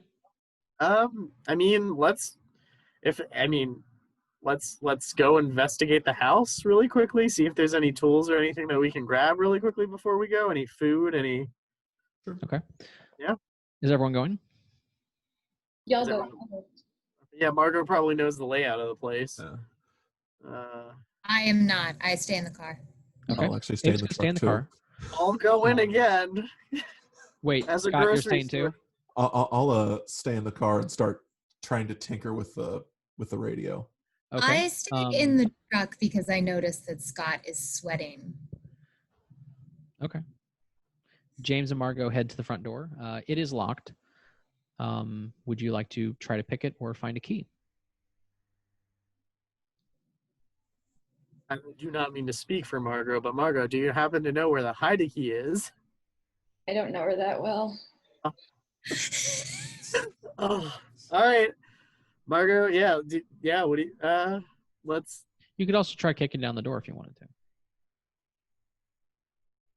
kick down the door. Oh, let's maybe Maybe not. the lock. Yeah, we don't want to create that much noise. Yeah, let's pick the lock. Who's going to pick the lock? James, Margot's done a lot today. Let's. All right, fine. I'll try to pick the lock. Let's roll. And you succeed. Yeah. So, on the lock, you possibly describe it. Ooh. Ooh.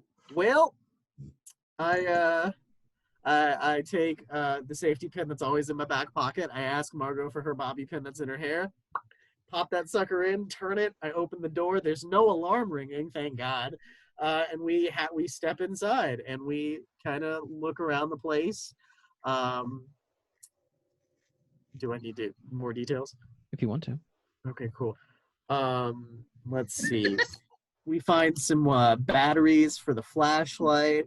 So I would that much say detail? you can describe what the house looks like. Oh, okay. It looks like my house. At the end. Now, so okay, all right. It looks like they kind of left in a hurry. Things are kind of scattered over the place. We can see like maybe one or two pieces of luggage left behind. Things are just kind of papers strewn, but it doesn't look like it's been kind of broken into prior. It just kind of looks like they left in a hurry because they needed to get out of there. Mm-hmm. Okay.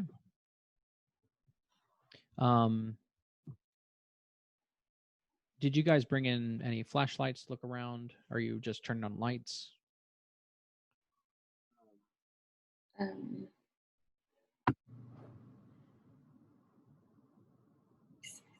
I've got my lighter on me, which doesn't.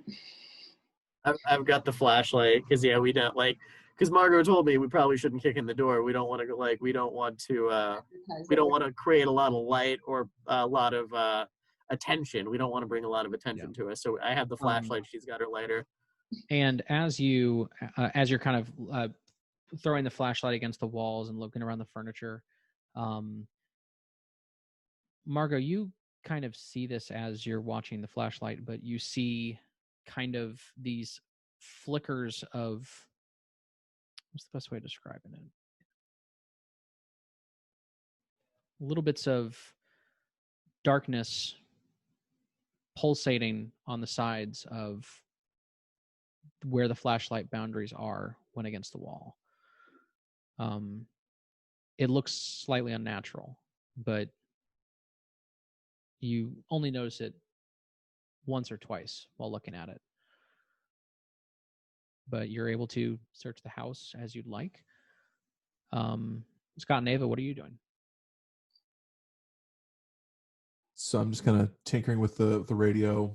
I noticed that Ava's noticed me start to sweat more. Mm-hmm. And say, remember when this all started? Did you see them? The creatures? Sidetrack, did you ever see the movie Alien? Imagine that, but like way scarier and more tentacles. The barbs. The tails. Have you ever heard them just go?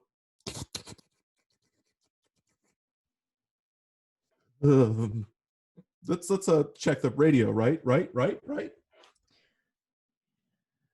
Well, Scott, you have to roll for that. So you will. Then we shall roll.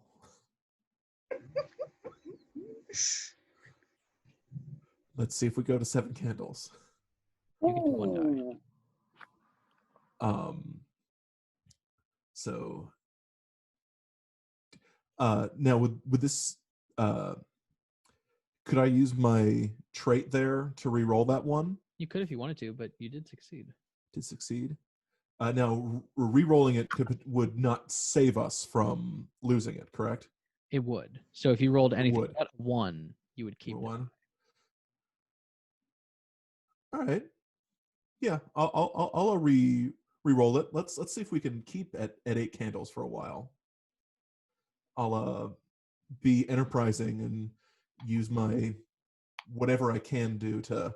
Oh. What did you lose? Enterprising. Oh, Jeffrey or Scotty. Okay. Scotty, no. So what do you think you want to do while tinkering around? I want to get the radio to work, and I want to hear that frequency, what it's saying. Okay. You start to kind of mess with the radio, trying to make the signal better on your handheld because you realize that the handheld's picking up more than the car radio.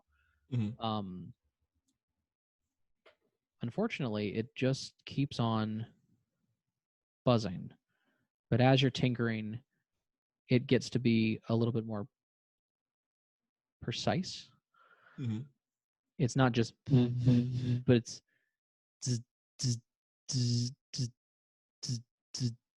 so it doesn't have so much static on the sides of when you think these pulses are. Okay. Mhm. And right now, I mean, it's starting to get a little bit late, and you start hearing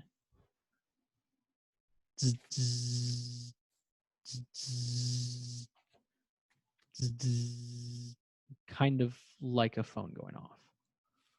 Like a phone going off? At least that's what it is. That's the only thing that you can think of, almost like a buzzing of a cell phone. It's a That it's sort a of regular quality. beat. The what? It's kind of like a regular beat going, like Yeah. every.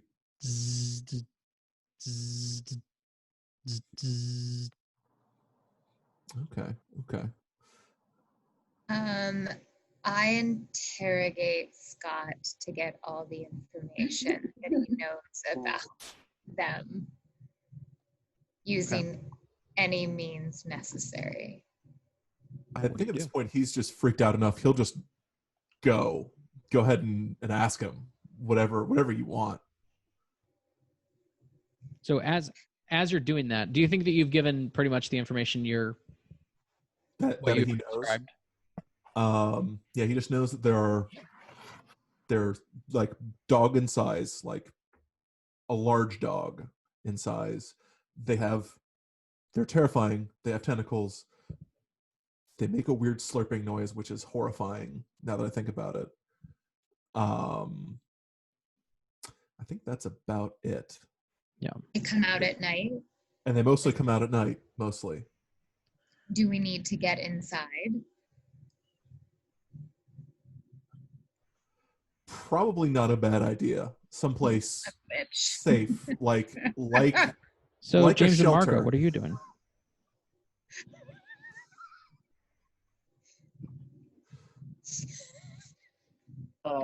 I mean, like, we're just about done exploring the house. We're ready to come out.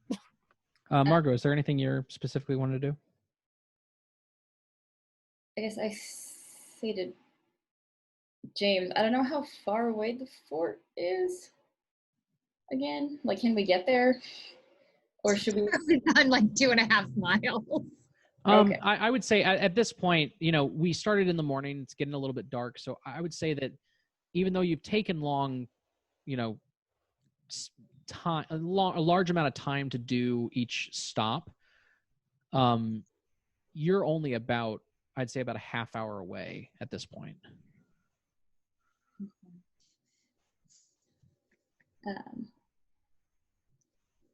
I guess I go back out to the party. Okay. And say, all right, so here's the thing. The car's got a leak. Well, I got some duct tape. Will that help? You do not I have was duct tape. just starting to like you, Margot. Yeah, sorry. I thought I could fix it, and then I was thinking that we could stay here overnight, but with the leak that's going, I don't think we'll have enough gas in the morning. So we should go while we have the gas. What do you all say? Otherwise, my niece's house. I mean, it's cozy enough and it's not been broken into, but we may have to walk in the morning. If any of what I just said makes sense. It's morning time. There's light. If those things mostly come out at night. Wait, do I know that? Okay, if they mostly. Probably not. Oh, well. Oh, I think he's just like mumbling right now, just tinkering. Ava notices that the cat is kind of losing its mind. Yeah, it's getting dark and it doesn't see anything it recognizes. Okay, maybe I also notice that the cat is freaking out, and yeah, we don't have enough. Like, well, we'd have to. We all kind of know that the creatures are more active at night. So yeah, I'll just be like, maybe we should spend the night here and figure it out in the morning. Do you think that we'll be safer in town or at this niece's dark house? What are you asking? Should we try and like, I don't know, break into the church or Or like the police station. yeah. Yeah. And we know a little bit about this town, right? A little. A little bit. Like, okay, yeah. That's a good idea. Yeah. Going to the police station, at least one of us probably knows how to use a gun. So, let's haul it to the police station. Let's roll to the police station. And it's getting dark. Do we know roughly? It's probably about 2 hours until it starts getting like shadowy dark. Okay, yeah. So let's roll. Enough time to find a police station and potentially barricade in it. Yeah. Possibly a police car. Perhaps. Yeah. So yeah, I think that Without a lead, Margot. James is right. We should roll over to the police station. Literally, we're just gonna keep saying Margot the entire time. I didn't want you guys to worry. Anytime something goes wrong, Margot. All right, let's roll onto the police station. Who's rolling? Oh, swashbucklers. I'll roll. It was Scott's idea. It was Scott's idea. I work on the radio, and I'm the reason we have 2 die left. Oh no! Oh, looks like we have 7 now. Oh shit. Oh. Well, that scene's over. Okay. Oh. Chicken. I need to do this because I accidentally lost one. There we go. So, no, go away. Let's go ahead and speak some truths. First of all, world is dark. Ava, Oh. what's the truth? So we can't. Can I say that we're at the police station, or is that? You have to make it some type of action if you're progressing the story. That it can't be too large. Okay.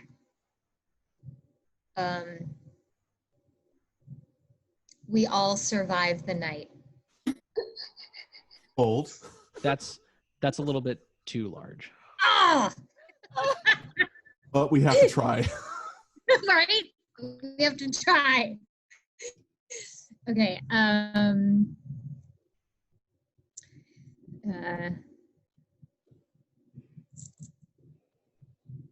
Something achievable, something that is happening now is the way that I think about it. Okay. The cat knows when they are here. Okay. Margot.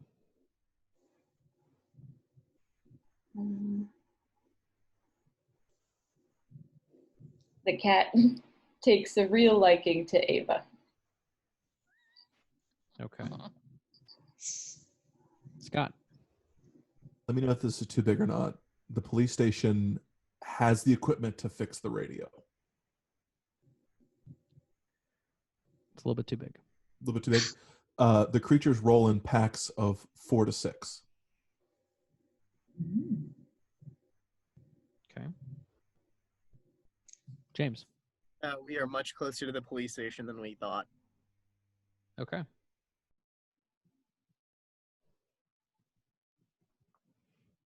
Ava. My ex-husband is the sheriff of this town. Okay.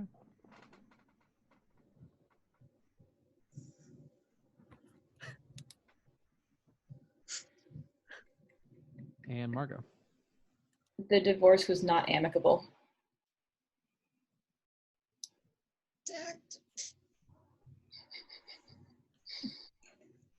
And Scott, last one. Her ex-husband's still there. Oh.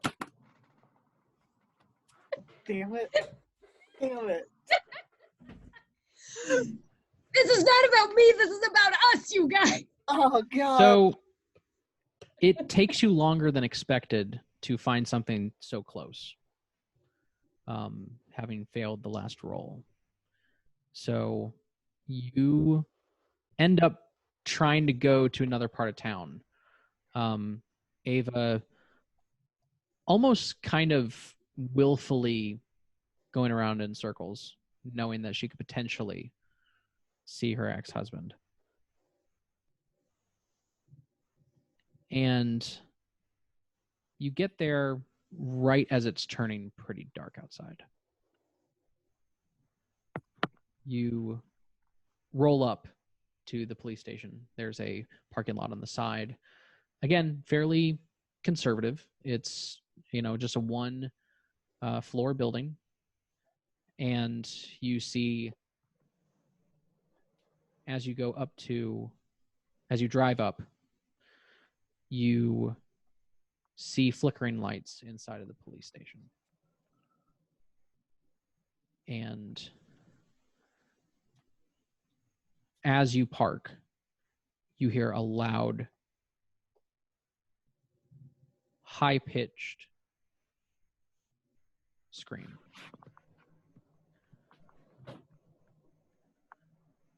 Almost as if it was not coming from an adult. What do you do?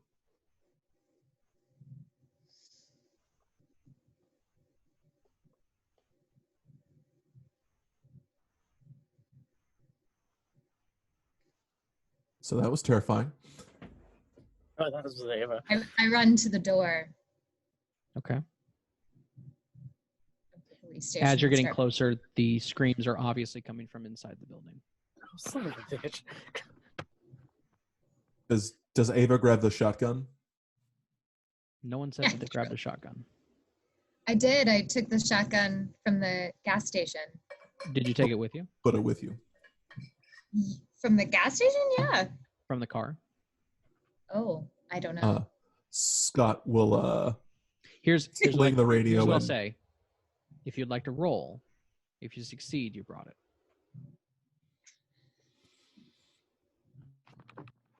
Ava's pretty impetuous at this point, so no, Ava did not grab the shotgun. She just Okay. went to the door and is pounding on it. Scott, however, will take it with him and the radio And run alongside with Ava. and run like behind them Okay. and shout, telling them, "Ava, shotgun here. We might need this." James is also You're- present. You're starting to hear more screams, and it's now coming from a much lower voice. What do you do? Just a question. Do we know that Ava's husband is the sheriff? Nope. That's a true. Oh, okay. Never mind. You know it's a truth, but you don't know it as characters. So we heard the childlike screaming. Now we hear the kind of guttural screaming. Yeah. Can I try to catch up and like hand the shotgun to her? I'll say this. Ava, what would you like to do? Someone needs a shotgun, man. Fine. And I'm going to be moving a little bit quicker now. Okay. I take the shotgun from Scott and I roll to see if I can blow the door open. Okay. You have to roll. Fine.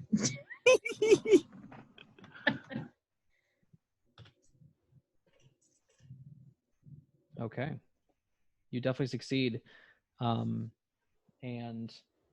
let me see if you get to say what happens. What happens? You're in a panic. So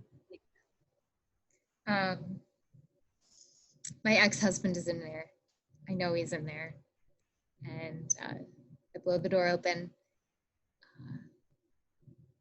And it's dark. The lights are flickering like it's a lightning storm. And we start running through the precinct.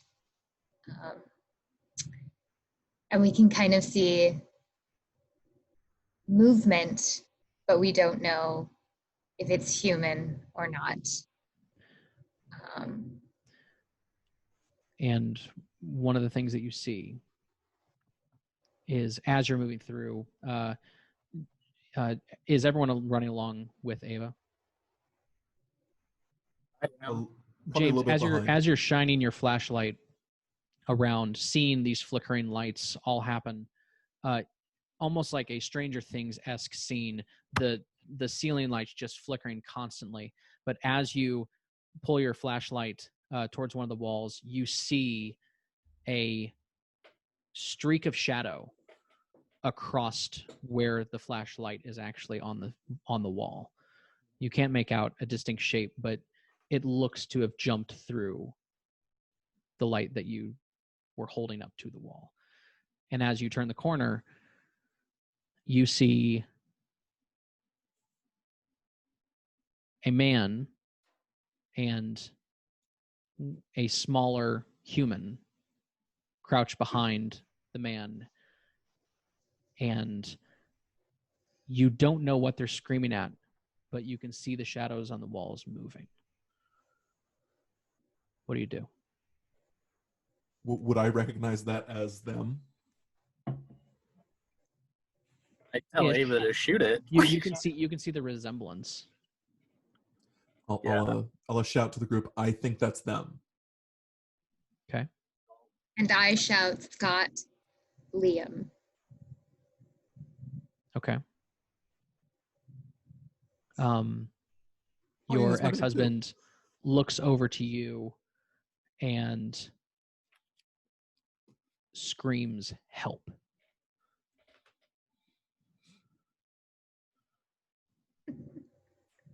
What do you do? This is not about me.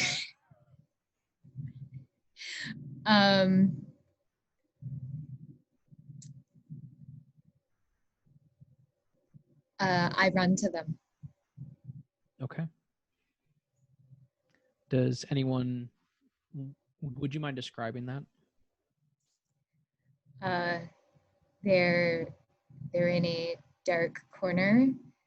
There's so many overturned chairs and papers, and there's a file cabinet on its side, and I push away the chairs and find them cowering in a corner and turn to the rest of the group.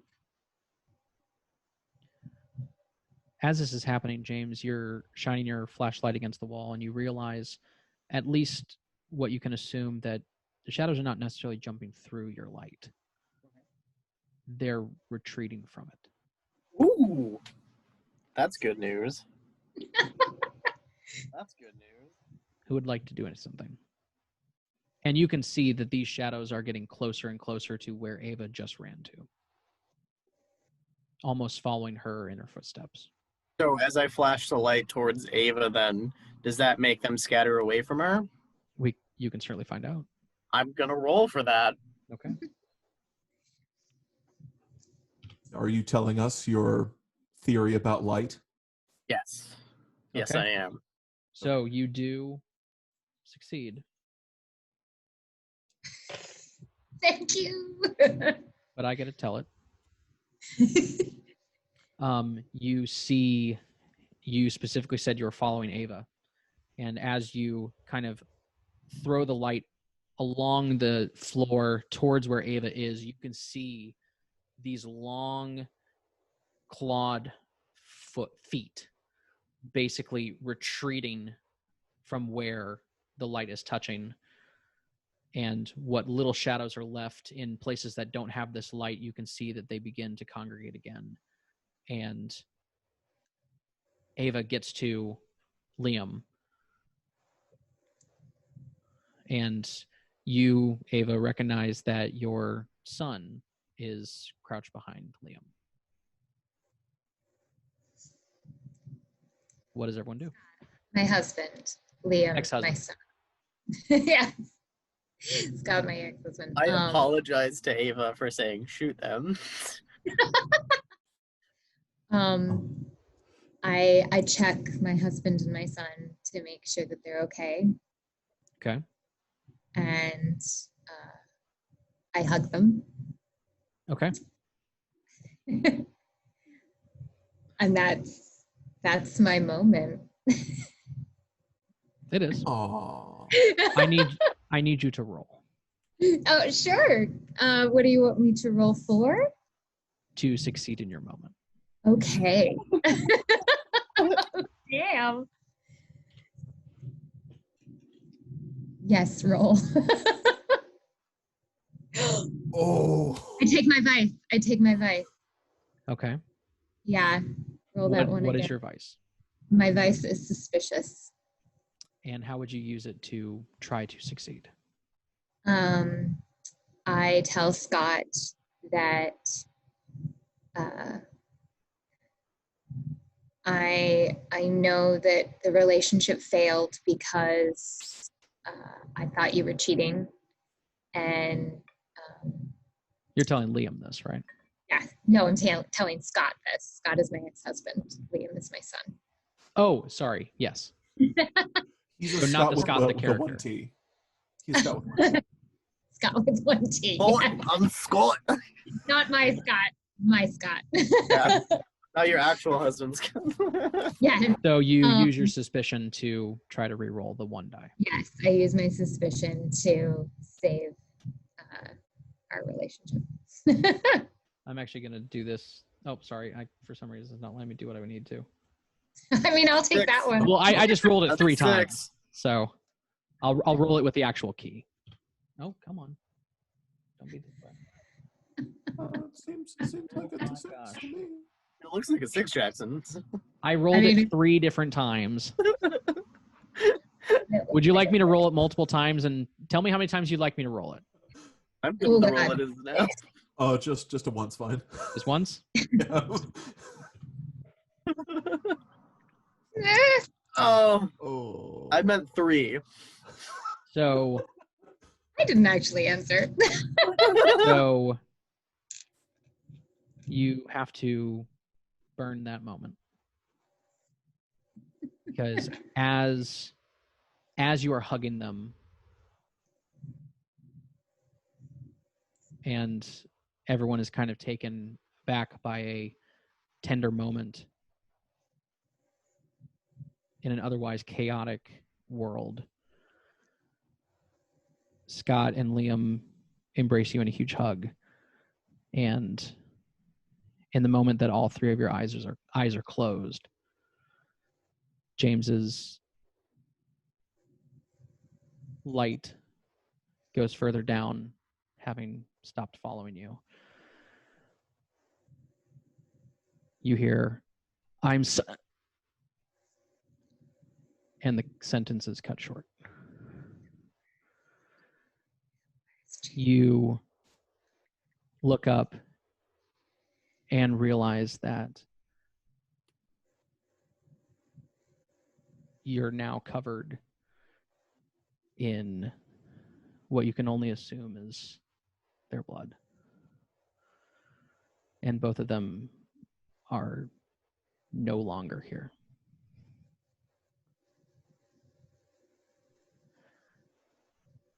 So let's dim a candle.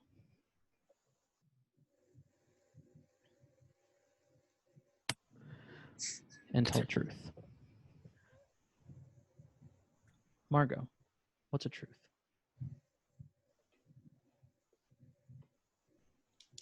The police station has a backup generator. Okay.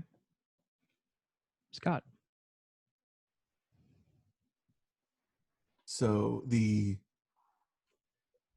Ava's husband was about to forgive her, but it was cut short.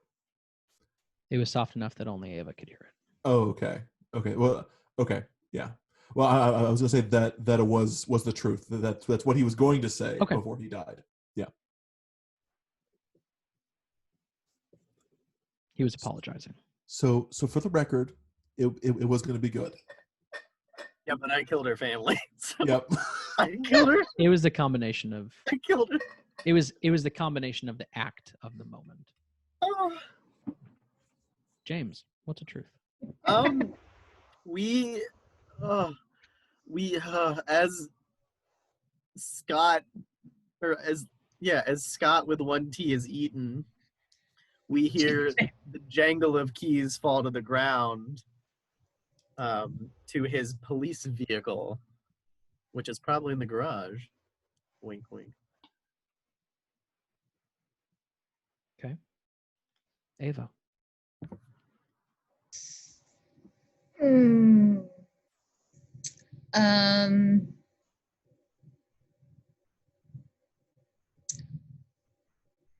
There are guns hurt them.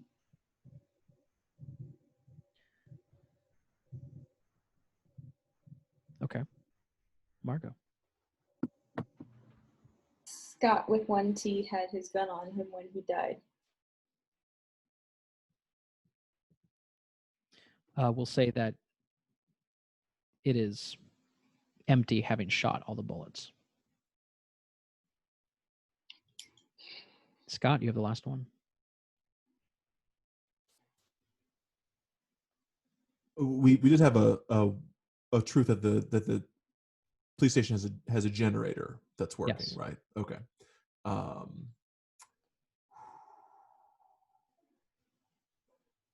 We can find some extra gasoline at the station. Okay. And the last truth is we are all still alive. Not Ava's family. Some of us are madder than others. Too soon, bro. Too soon. As you all watch, Ava, unaware of what has actually happened and somewhat in shock, what everyone else sees is a flash of shadow. And the body's going limp right next to Ava. And as that happens, right after the flash, the shadows have rescinded. And you do not see them anymore. And the lights turn on. You look around, and other than what is directly in front of you and what could be a slightly disheveled police station, everything seems fine. What do you do? I punch the shit out of James. Okay. Do you want to harm him? No. It's not what punching the shit normally means, but I shot myself. I have to roll for it. That's No. a solid clock across the jaw. if James allows it, you don't have to roll for it. Okay, James, do you allow it? I allow it. Thank you. And then we go look for the generator. Okay. Hopping behind everybody. As we said, a gun goes falling out of Scott's holster. Mangled body. And if anyone wants to pick it up, they're more than welcome to. There are other weapons around that you might be able to find. I want to pick up his keys. Oh, sorry. No, please. Pick up his keys. Yeah. And what would you like to do with them? Just put them in my pocket. I mean, I'll say to everybody, like, hey, look, keys. Okay. You do see, you know that Ava, having been here before, you do know where most of the supplies are kept in case of emergencies. And you look around, you see the supply closet that normally that's where it is. It doesn't seem like anyone's gone in it yet. Okay. And everyone's more than welcome to do what they like. Are the keys just keys to the car, or is it like a ring of keys? It's a loop of keys. You wouldn't know what they go to. Okay. But you can obviously see there is a car key because that was definitely stated. So you have keys. You have heartbreak. You have many different directions that you can take. What would everyone like to do? So we know that they do not like light. Yes. And police cars have a lot of lights on them. Go with me on this journey. We get a lot of lights, like a lot of flashlights, put them up all over the police cars and just turn them on, and we just go straight to Fort Victor. No? Good. No, okay, great. That I'm was into crazy. this idea. I did mention to everyone, that the flashlight seems to scare them off. We have the keys to the supply closet, which we should enter and see what kind of weaponry and flashlightery it has. Because cops' lights are bright as fuck. Yeah. Yeah. Can we do that, Dungeon Master? We can certainly try. All right, cool. Although Margaret, you have the keys, but I'll be happy to roll for this one. What exactly? Oh, that's Was that the music? I don't know why it's playing Oh, it's on accident? Okay. though. Yeah. Ah! Sorry. I'm Sally. My bad. Oh no, why did it do that? Congratulations, you I made don't know. me just Extreme cringe. close up. Yep. Whoa. Ooh. James, All right. I was just starting to like you. So what exactly are you doing? So, oh boy. So, Are we rolling for supply closet entry? So no, are we rolling to see like what is exactly what kind of weaponry and flashlightery is in What the did we supply find? closet since no one has been in there yet? You're trying to get into the supply closet. Okay. Better have the key for it. I'm gonna guess You we do, but you also do. don't know what key it is. Oh, swashbucklers. But we got a 6. We did. We got 2. Okay, so but I get to roll. You get narrative rights. Well, when you enter the closet, what do you find? Okay, we find, as in most police stations, a few racks of guns, and we find magazines, not like readable magazines, but magazines Of with bullets ammunition. of ammunition, which are full. We find a few of we find a good amount which match the handguns. We find a few boxes of ammo. We also find a barrage of flashlights, which again, they are very bright and kind of really hurt when you look into them, because that's what I did. Okay. We just start to kind of we get a duffel bag off the wall, and we start putting some guns and some magazines into them. We take some, and Ava has to show us kind of how to use them, because I've personally never shot a gun. Yeah, that's what we do. Okay. Do we find a spare radio? We find a spare radio. I thought of that Do all not. on my own. Do We not, did okay. not find. I'm sorry, Scott. I Well- didn't find a spare radio. Well, we have to try. Have to try. The I dungeon mean, master can only say no. You could search for one. Ooh. I'm not going to make it 100% easy. Okay, yeah. So I you think want to search for one? the car probably has one. The police car probably has one. Probably does. Maybe. Whether or not it works or not is it? Yeah. Maybe.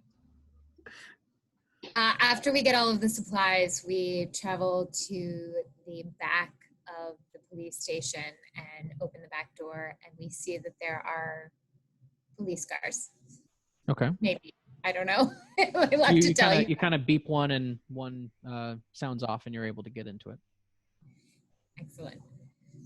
It's a What are you police SUV. Ooh, yeah. Okay. A police cruiser. Do we find the extra gas or we find some gas in it, or do we have to check that still? I mean, who's driving? Ava's driving. Ava will drive. Ooh. Also, as a character thing, Scott would have tastefully covered up the bodies of Ava's family. Okay. Side note, she's taken the pictures out of Scott with One T's wallet. She has the pictures of her son and her husband. Oh. I'm in the back crying. Some Okay, solid heartbreak so today. here is why I love this game, because I can just make up rules. God. Ava, I will let you use your hope die on this one roll because of that. I hope die on this one roll. You don't get it for the rest of the game. You just get it for this one roll for that storytelling point. What? So it succeeds on a 6 or 5. Okay. Come on, Red 5, let's go. Red 5. Okay, Red so 2. you do succeed. Oh, good. You do lose Everything's one. fine. You gotta put this one back. Thank you, Hope. So you turn on the car. It looks like it has a reasonable amount of gas. You don't assume that there's any problems with this one. It looks like it's a well-kept car in a small town. So where are you going? Fort Victor. Are we just gonna book it, or Yes. Is anyone We are doing turning on all the bells and whistles. Is anyone doing anything on the drive? Scott will check the radio, the car radio, as is his way. Okay. Ava will tastefully drink the scotch that she found underneath the night watchman's desk. as they always do. Yeah. So you're trying to make the I'm radio checking work. the not like the cars, like music radio. I mean, do police cars have music radios? I mean, like the radio, like the Yeah, they have Sirius. Sirius, yeah. They have all the greats: Barry Manilow, Oh, okay, good. Michael Bublé radio, Frank Sinatra radio. Yeah. Play radio. Oh, okay, A good. classic for the police department. Some Definitely. BPM goes. Yeah, cool. Yeah, he'll try the radio to see if he can see how that works. Okay. If it is working. And I'll shoot for that frequency of Oof. Oof. I guess you won't. Oh. Can we do a moment? No moment? Is there a moment here we could use potentially? Is that a thing? There is not, because you have not spoken to a person through the radio. Oh, Accurate. Fair enough. Oof. So You'll have to kill your family next, Scott. Here's the thing. I smartly had no family. Oh. Oh. Damn, we got snuffed. Whoopsies. Remember we said it was going to go to hell in a handbasket? Right. It was a steep slope after my family died. You know what? Fair enough. you start to mess with the police radio. And you've held on to the hand radio. And you're hearing the same sort of static from both. Not at the same time. But you try to adjust. It comes on very loudly, just... You mess with the volume and nothing happens. It's just as loud as it was when you turned it on. So let's establish some truths. James. Oh, first, the world is dark. As we have found out. James, what's the truth? It's starting to become, we can start to see the sunrise. I would say it's not that late right now. I would say narratively it's probably around 9 o'clock. Okay, we do not see the sunrise then. Oh God, we are.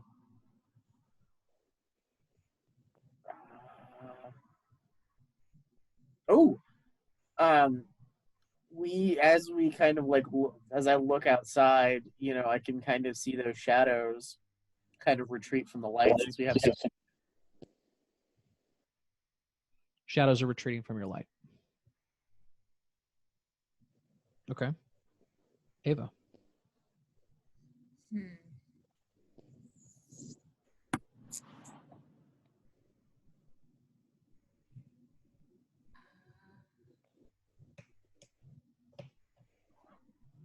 Ava knows what they're saying. She can speak their language.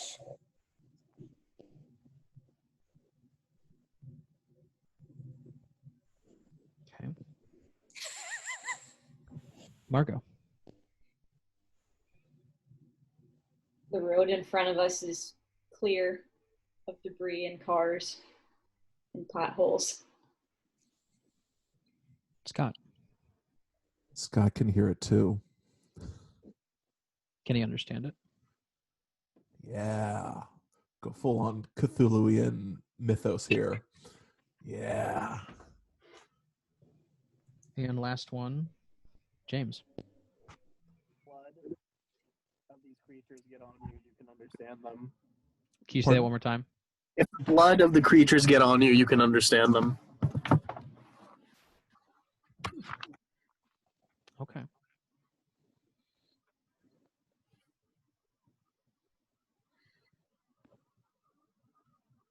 And the last one is that we are all still alive. Except for So- Scott and Liam. Scott with one T. I killed him.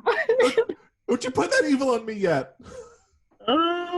So, Yes, important note. My real husband's name is Scott. Okay. Yeah. Ava and Scott, you're listening to the radio, and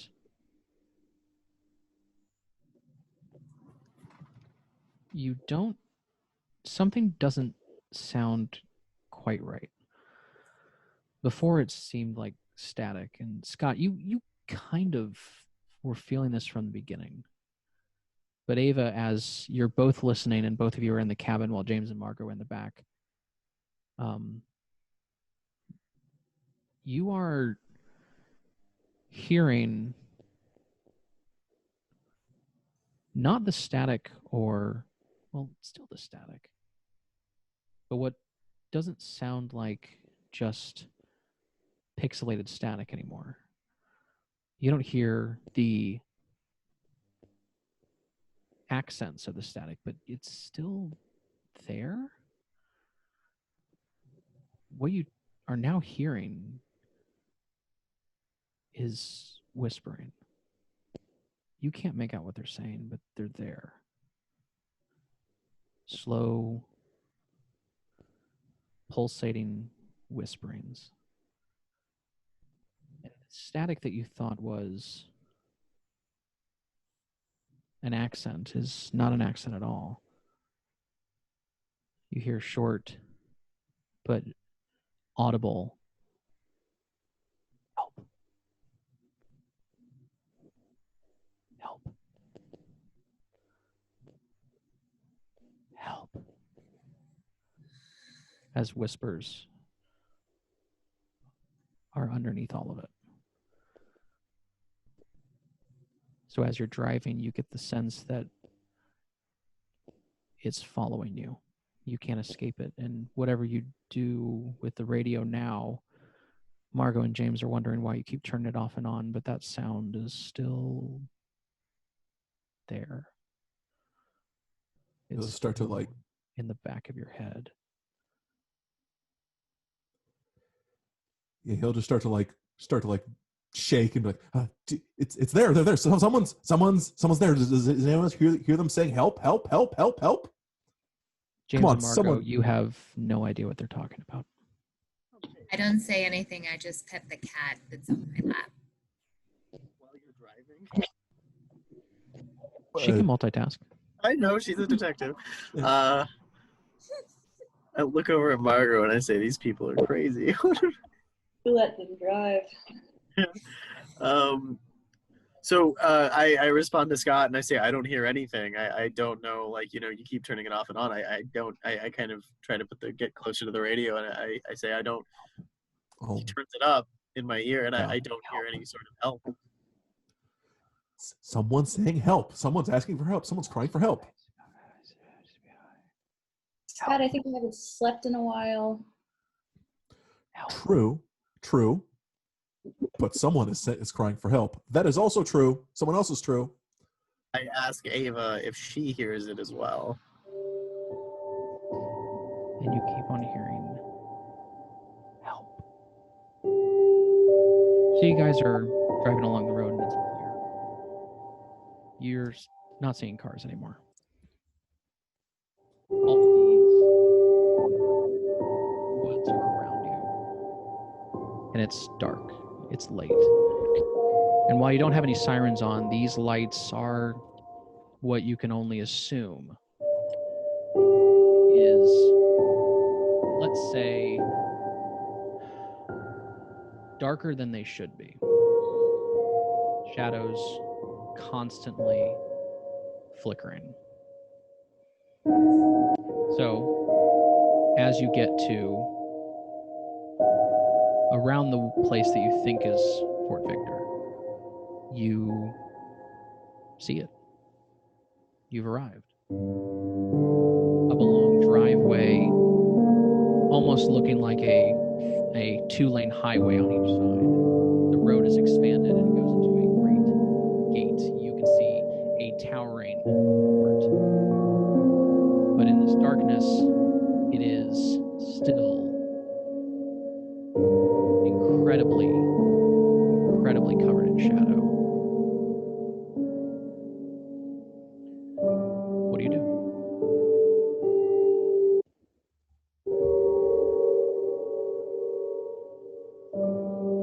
Don't answer James, but I start to honk the horn.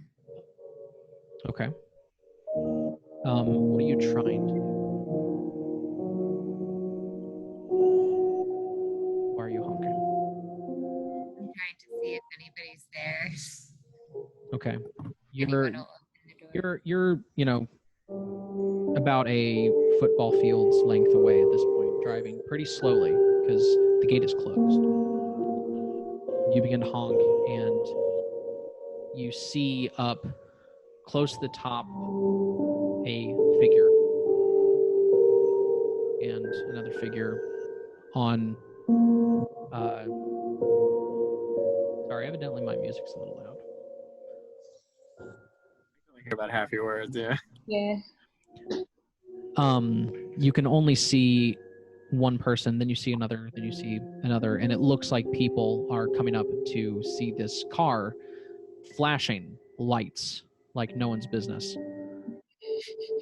And, with the brights on and as many, lighters as possible waving out of the window. Lit cigarettes trying to help. And what do? You see the people and you're driving towards the gate that's closed.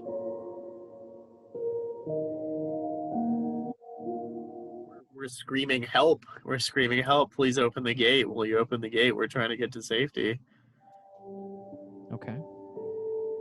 And, go ahead. James, what do you do as you're crying for help? Do you get out of the car? What is your action? Sorry, what was that before you said what was my action? What is your action? What are you? Are you getting out of the car? Are you sticking your head out? So we're parked in front of the gate? No, you're still headed there, but you're slowly, creeping down, 50 yards, 40 yards until you're right under the gate. I get out of the car and I run towards the people. Okay. Yeah, that's my action. Yeah. So. Do you have a flashlight? Of course I have a flashlight. I have 2 flashlights, one in each hand, and a gun on my waist, but I'm trying to save myself at this point. James, I'm going to give you the option to change course if you want to, because this will be a dire roll. Oh no, I change course. So what do you do? Smart move. Stay in the car. And my head is sticking out of the car with flashlight, screaming, "Help! Help! We're from which town are we from?"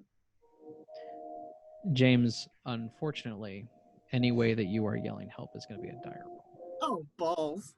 Because if you are leaving the car at all, which is the only way that you're going to be able to be heard, Uh-huh. dire roll. Don't do it. All right, so Don't you do it? how about I'm just flashing the lights on and off? Can Okay. we tap out help in Morse code on the horn? We don't know Morse code. Yeah. Ava knows Morse you do, Morse right? code, but I can't say that for her. So I if you tell would, Ava- it would not be if you were trying to like flash lights. Uh-huh. That would not be a dire roll. I tell Ava to honk help in Morse code. Or Okay. SOS. I SOS, tell yeah. Ava to honk SOS with the horn. Ava, I need you to make a roll. If you Oh, decide, fuck. not a dire roll. Just, Uh, you ready? Fine. You could choose not to do it. Well, yeah, we don't know if these people know Morse code, Right. so that may not be Fair. helpful. Yeah. What are they wearing? And is that okay? Oh, we have time. Okay. We have What time. are these people wearing? Are they wearing Yeah. army fatigues? You can't tell. They're Oh. about So 4 or I 5 feel like stories we up. pull up as close to the gate as we can get. And then like we can see them and we can hear them, but they're not opening the gate, right? You get the sense that you would have to shout pretty loudly to be heard. Does What- the does the cop car have the radio, the speakerphone kind of Yeah. radio? Or Yes, it does. Okay, we use Yeah. that. Okay. Who's gonna do it? I'll do it. Okay. You ready to roll? Yeah, I'm ready to roll.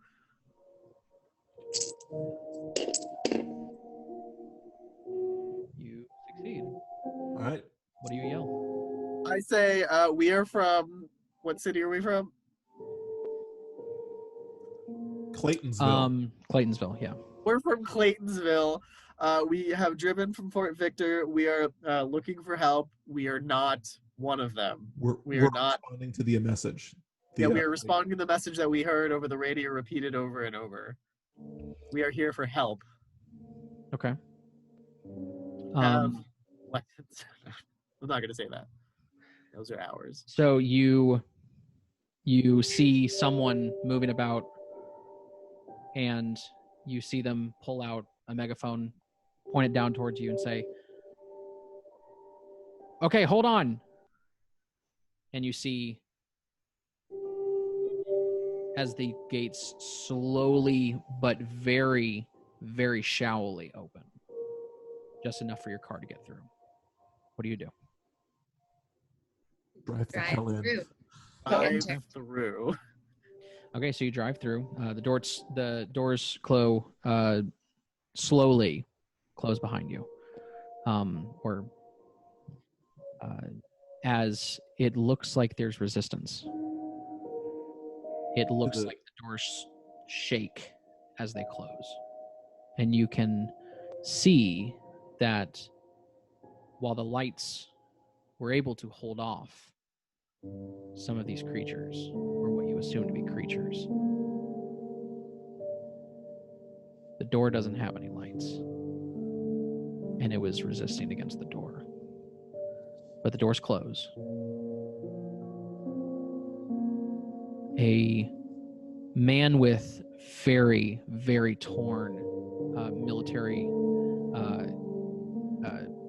what used to look most likely like very pristine attire, is now shredded and runs down to you and says, is there anybody else? How many are you? Just us? There's just 4 of us. We're from Claytonsville. Is there no one else? Not in our bunker. No, we are the last 4 surviving members Wait, of our bunker. who are you? I know him. What? I know him. How do you know him? He was my captain. Your captain? My captain. And he goes, At my- Ava, oh my God. Oh, you're with this group. I didn't know you became a sheriff. I'm not anymore, but I was. Is this all you've brought? We're all that's left. So there's no more help coming.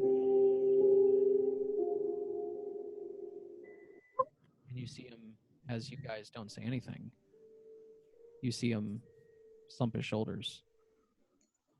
You say, I need to go tell him. And so he runs off.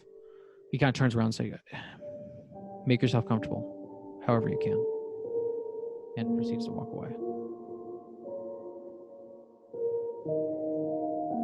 Before you, you see what's a large courtyard with sort of a well in the center and doors to a smaller shack than you would have guessed by the size of the surrounding fort. There are, or at least used to be,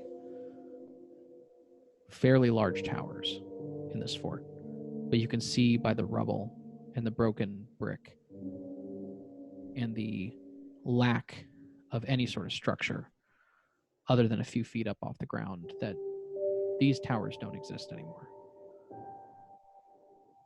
You see a group of probably 3 or 4 people trying to mend whatever they can to at least have shelter. But this smallish shack, I would say, a 3-story building in the middle or on the side of this courtyard is all that's left of what used to be probably a very well fortified fort. What do you do? The captain's voice, was it the same voice as the one on the radio? No, it was not. Okay.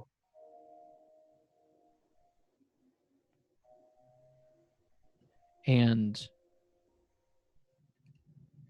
Scott and Ava, you recognize that when this person came down, they got pretty close to the car. You hadn't gotten out yet. And became very uncomfortable while standing next to the car. You fear that he was hearing the same thing that you did. The captain was? Yes.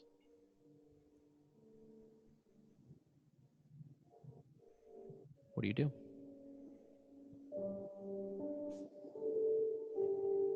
Starting to go a little bit more off his rocker, Scott will tell the group, I think the captain can hear it too.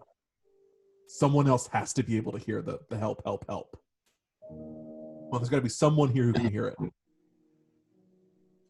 Their help, help, help gotten louder to them, or is it still the same volume? Is It it? is still the same volume. Okay. Muffled whispers with audible but still soft help. Help. We only hear it on the radio. Yeah, You only hear it on the radio. radio. What the fuck is happening? Pardon? I say, I look at Margot and I say, what the fuck is happening right now? Margot and James, what would you like to do? I mean, I want to stay in the car, but I don't. Yeah, actually, I'm kind of like, so we all notice that they're kind of like the captain is uncomfortable by the light, right? You don't really know why. You can barely guess. You can kind of see it, but Ava and Scott notice it. Right, do they tell us or no? They can if they want to. It's another matter if you believe them. So what do you guys think of the captain? Yeah. What do you think of the captain? So wait, is he uncomfortable by the car because of the light or because he hears the help? I think that you kind of saw him give like a quick, Quick glance at the radio. not a glance at the radio, but trying to get something out of his head. Almost Maybe like the he's light. almost like he's listening like headphones and like something It was goes on off. a little too loud. Is the cat doing anything? Oh, good question. The cat has, at this point, run. Oh. It's trying to go to the shelter and is clawing at the door. Oh shit! I think we should follow the cat. Yeah, we should go into the shelter probably. Also, thoughts on trying to disable this car somehow? Because I think one of them is in the car. I don't know how, but I think one of them is in the car. In it? In the goddamn car. One thing to note is that the only reason why you were able to see the top of the enclosure is the fact that there are spotlights coming from this fort, surrounding the fort in bright light on the ground and along basically what are the battlements of the top.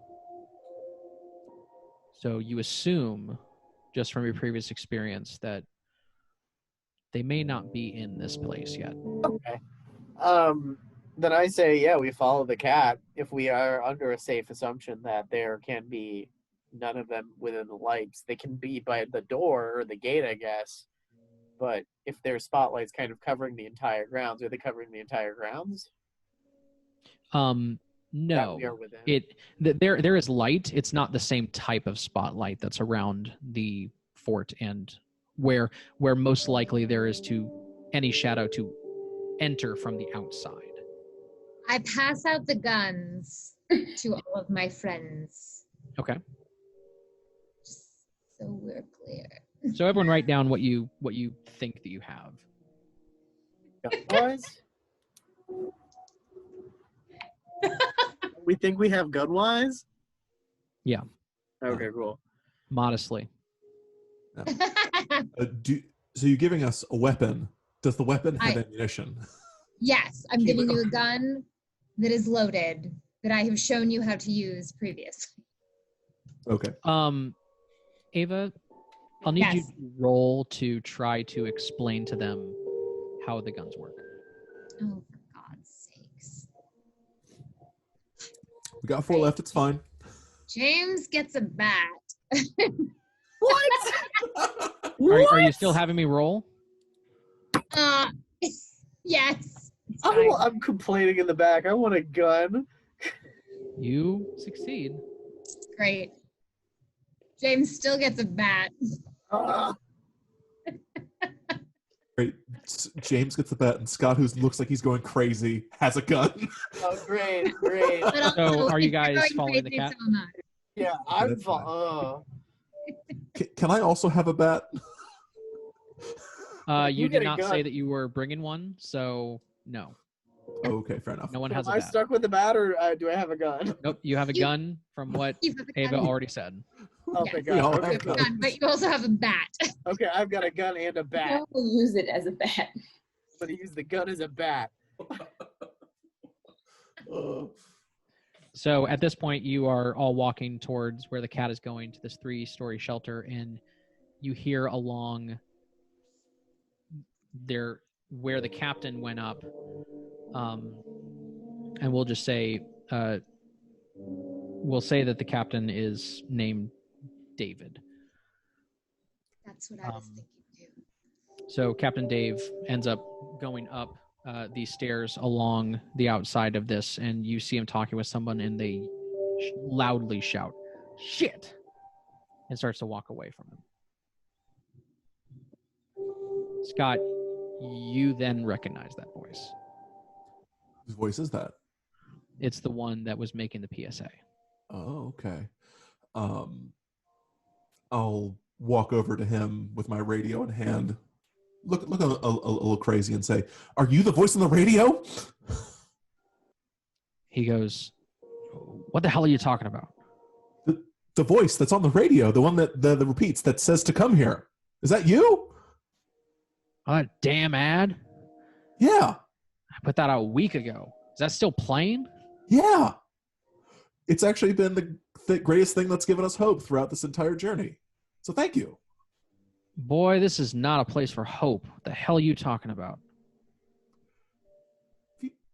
Have you heard weird things on the radio? Someone saying help, help, help. I try to say that like loud enough that the captain can hear, if the captain's still in the room. I'll need you to roll. Okay. Okay. Roll the dice.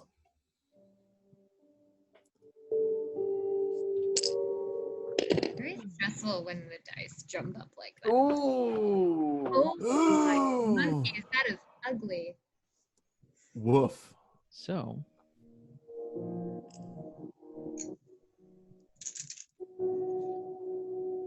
Everything's Or fine. did you all see that I have proof that I had a 10? we're now down to 4 dice and 4 candles. So, to answer your question, the captain looks uncomfortably towards you and is staring at the radio, still with that annoyance look. What you can only assume is his superior looks at you blankly. Oh. Son, I think something's wrong with you. If you're not going to help, then you can go fuck off. And he walks away. Scott will fuck off over to the captain. So, let's establish some truths. First, the world is dark. James, what's the truth? There's only about 15 people total within the building. Ava.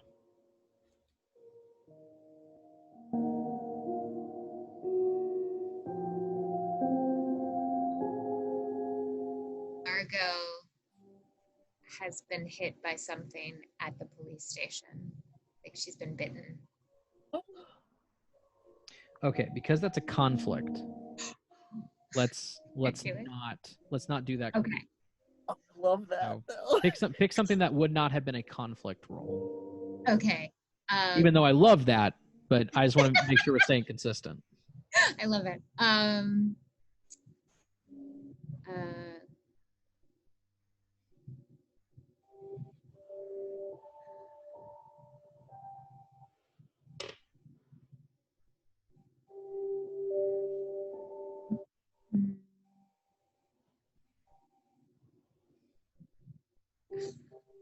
What's in the building?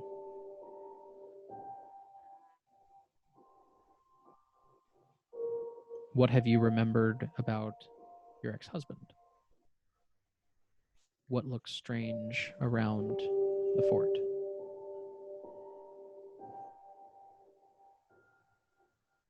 There's an altar in the corner of the fort.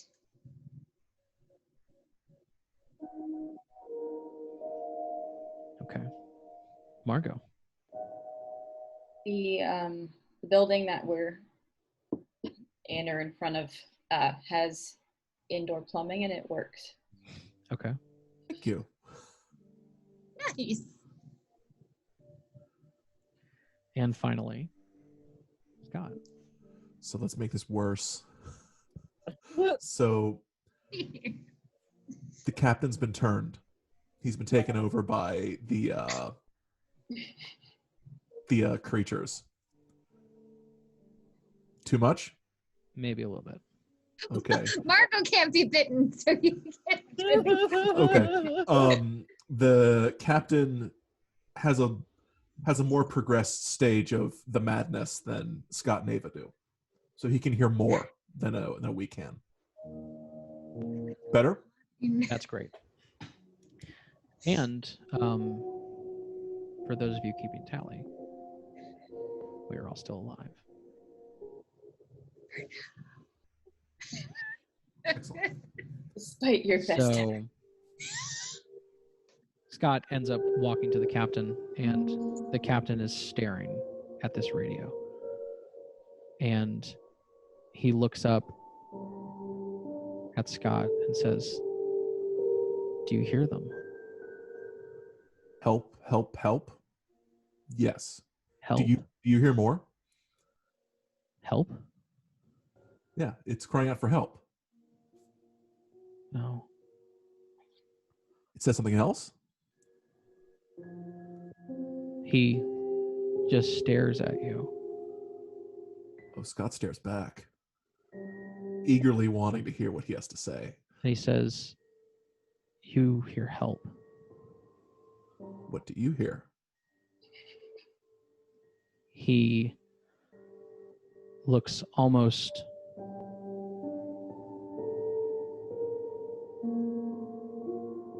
a little bit bemused. And he kind of has like a half smirk. And he pats you on the shoulder, leans in, and he says, "They're saying run." And he walks away. Huh. Scott says, "Oh, well, I guess running would help." And and when he pats you on the shoulder, you still hear the low murmurs. You still hear the help. Where's it coming from? But this radio is not getting any softer. It's getting louder. Ooh. And you hear, "Run. Run." Scott At an points even around higher and says, volume. "Go ahead." And at that point, what are James, Ava, and Margot doing?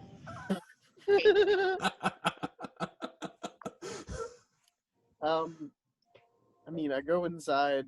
I want to go inside the building to see if there's anyone I recognize.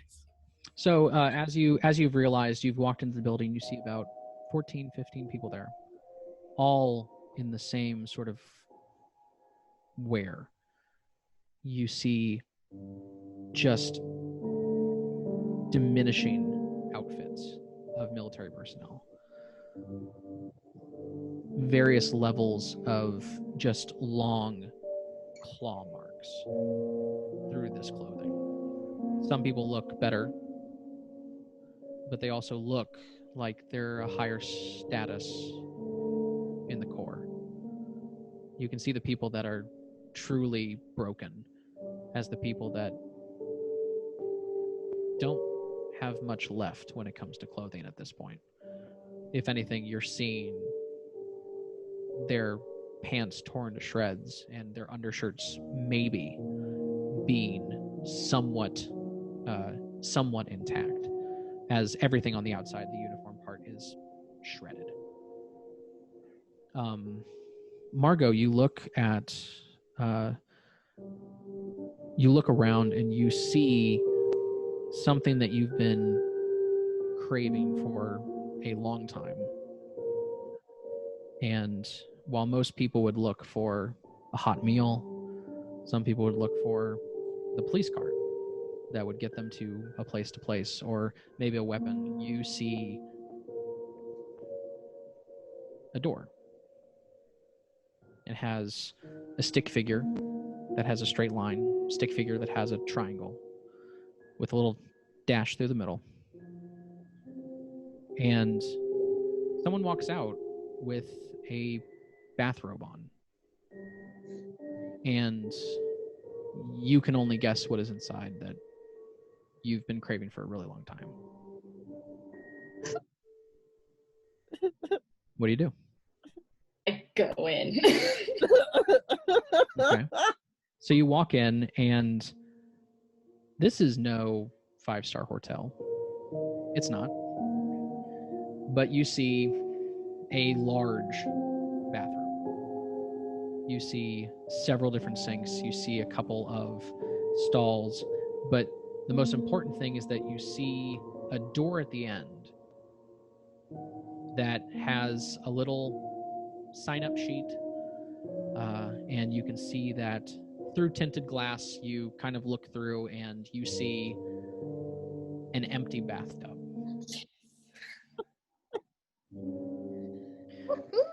What do you do?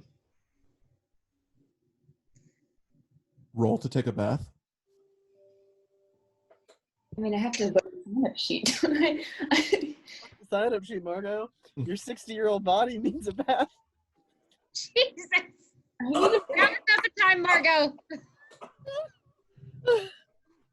I mean, someone just emerged from there. Someone has evidently finished being in there, and it looks like the room is clear. Even if you look on the stall, all the sign up sheets. I mean, there's only a couple people signed up for today, and it looks like from the clock on the wall, Slow day. no one is supposed to be in there. Oh, I want to take a bath. Okay. So, I need you because this is your moment.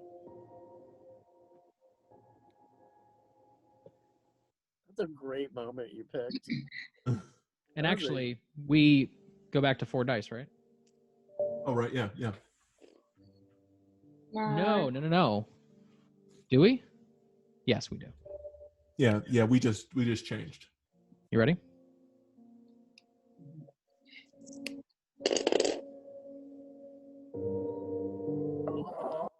No, I burned my virtue.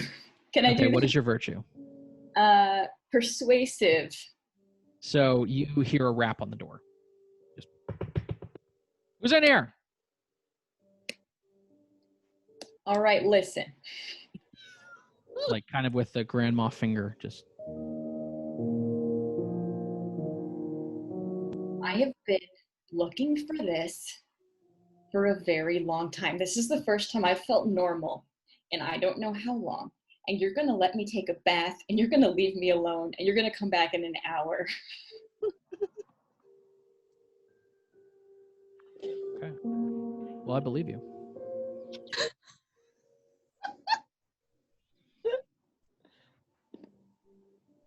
Oh, please be a 6. Oh. So you look at this. You open the door because you're yelling this through the door. You open the door and you see a battered and beaten, bloody-nosed, black eye, barely even standing, fairly young person.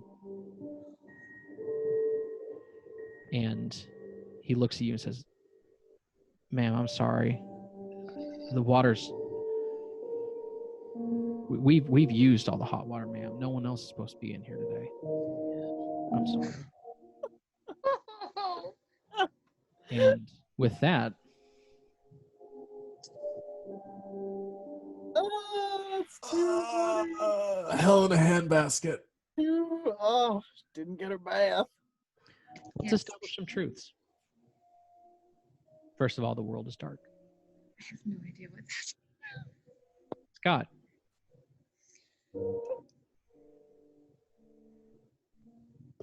So the creatures are actually ghosts of the dead.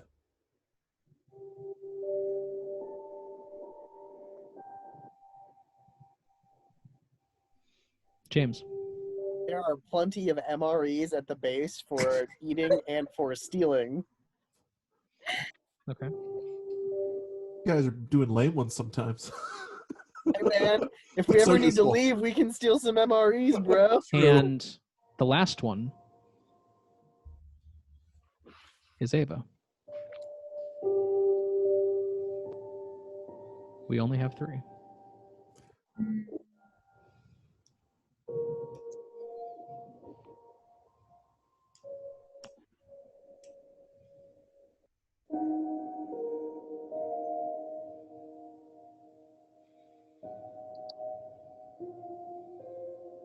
What the rules are.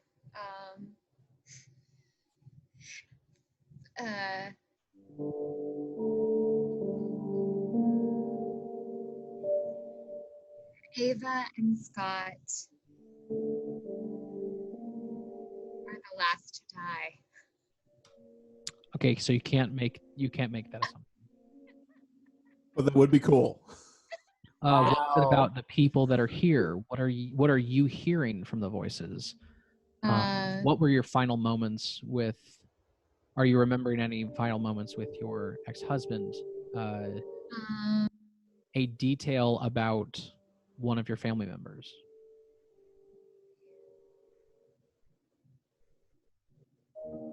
Does anything look strange?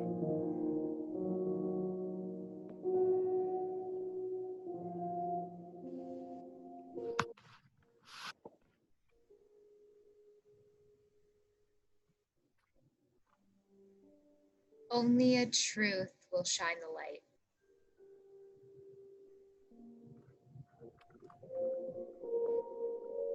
Okay, I'll deal with that.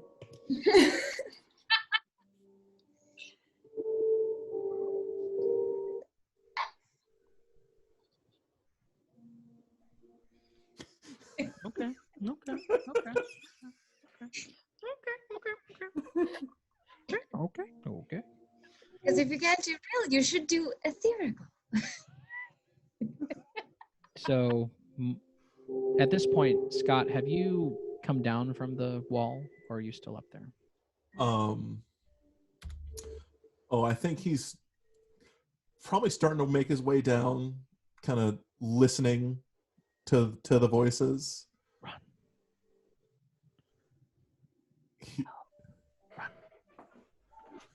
All right. And as you're walking down, you look over and you see what looks to be a little tiny arch. It's right next to this 3-story building. But it looks like it was built into the fort with it pushed in a little bit. Almost like when you see a moat go through a castle. You have an arch where the water comes through, but this arch just has a small imprint into the wall. Most likely what looks like to you the darkest part of this wall. And you see the general, the person that told you to fuck off, staring into the archway. James, what are you doing? After You're kind of looking around. You see the 15 people. You have noticed that there is a supply cabinet. I'm hungry. Okay. I am looking for food. Okay. I'm starving. So you run over and try to grab something. Yep. You run over, kind of trying to be a little bit stealthy, and someone sitting at a table grabs your arm really quickly. And he says, "What are you doing?" And he's breathing kind of heavily. I look at him, I grab Stop my saying arm. that. Stop saying that. Stop saying what?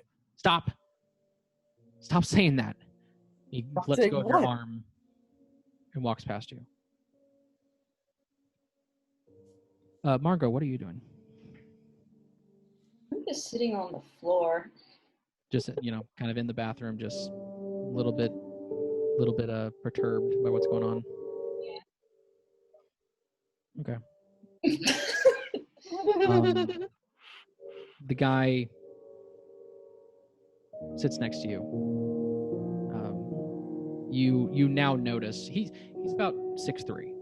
He's tall. You were looking at his face. You saw the bloody nose. You saw the black eye. You saw the clothes, and you only notice when he sits down next to you that he's missing one of his legs. He sits down next to you and says, "Sorry, ma'am. I know that I don't mean to be the bearer of bad news."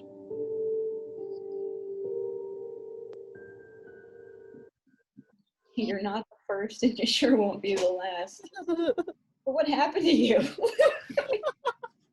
You say, "Ma'am, this has been living in hell for the past week and a half. I'm Nick. I'm just hiding in here. At least there's light."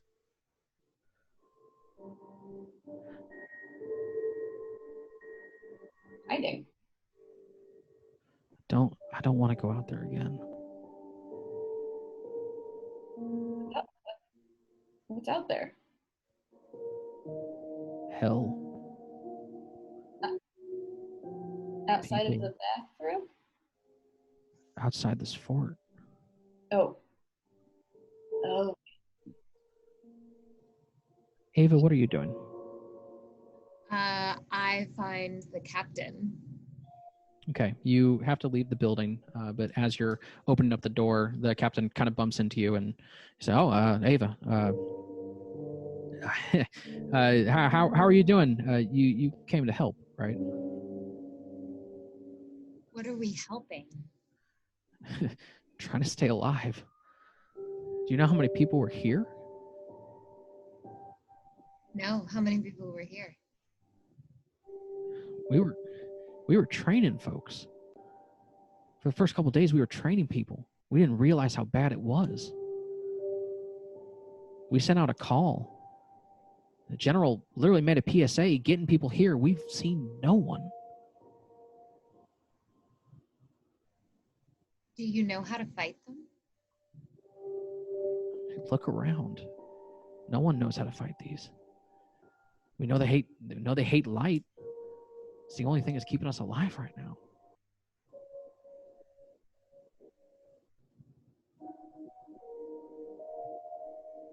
Do you know what they want? Nothing good. But they don't seem to go after anything in particular.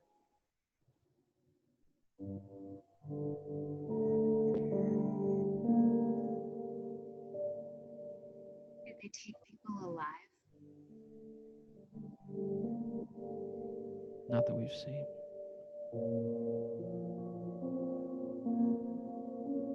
Scott, what would you like to do? So we've been listening to it on the radio, but we haven't actually talked back. I would say, from what you gave me,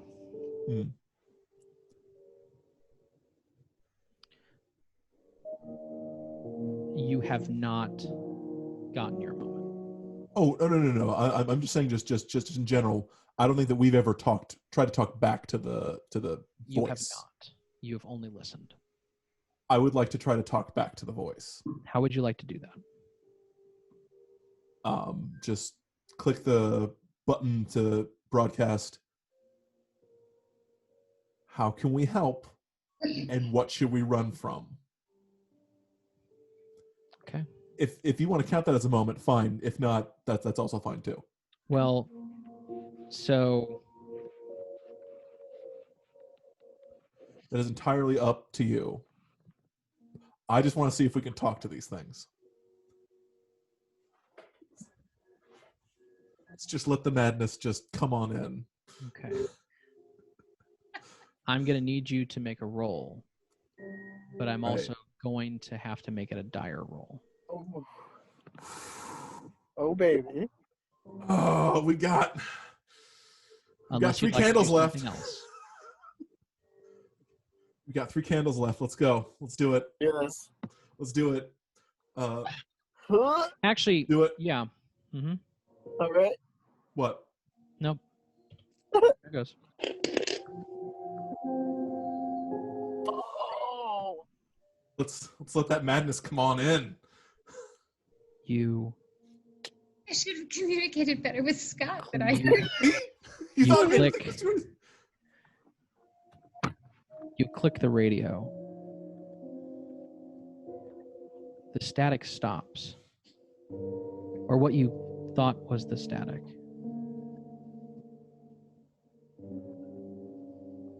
That can't be right. The static stops on the radio. You don't stop hearing the voices. You speak into the radio.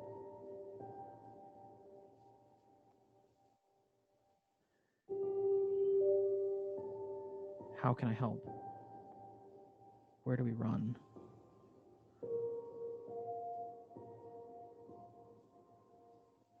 And the thing you hear back,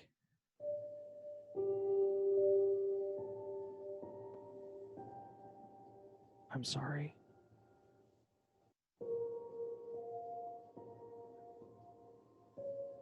I'm sorry.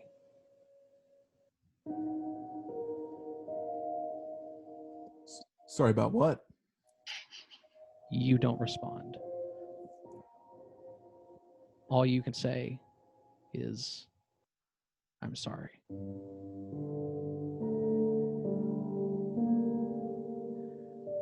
What am I sorry about? You cannot speak. Fair enough. The only thing that you can say is, I'm sorry. I'm sorry. I've gone full Hodor. You've heard this voice before, Whose voice is it? but it was when they were alive. Who's alive? Is that up to me? No, Okay. I'll just let you figure it out. I No go. longer can communicate. The I only go thing to you can say is I'm sorry. and you do not move. You Oh! with the radio next to your head as you slowly can only relive one moment through the eyes of the person who said it. Excellent. Marco, what are you doing?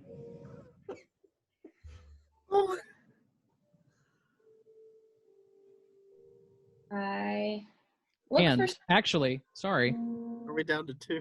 we're down to 2. Yeah, of course. So, in essence, you did live your moment. Just Cool. not the way that you thought. What does that mean? Still counts. What was your moment? What's your moment? Well, think about what I did To talk to them. to talk to someone on the radio. Like your father? So, but the problem is you do not get your hope die because you did not succeed the role. Right. Fair enough. Damn, Gina, you just wanted to talk to somebody on that radio. Yeah. All I want to do is talk to someone on the radio. Oh wow, you got no callers in on your radio show? No, man. Neil, you should know that from when we were on the radio. My God, we did have a radio show. I'm sorry, continue. Sorry. The world is dark. Remember that time when my family died? James, why don't you say one of the 2 truths?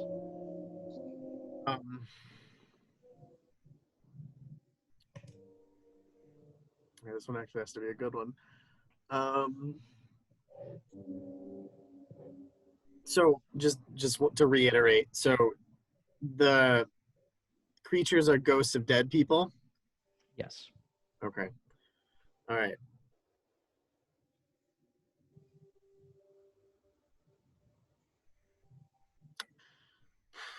God, it's a lot.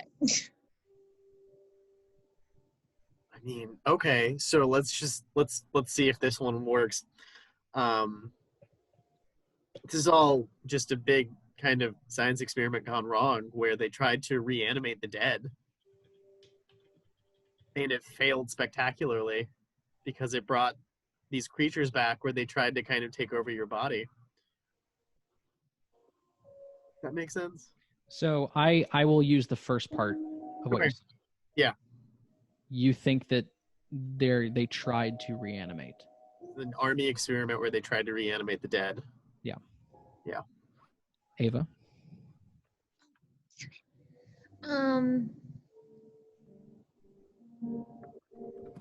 So wait, is that truth a truth that we all know? Yes. Okay. It has now been established in the world. Okay.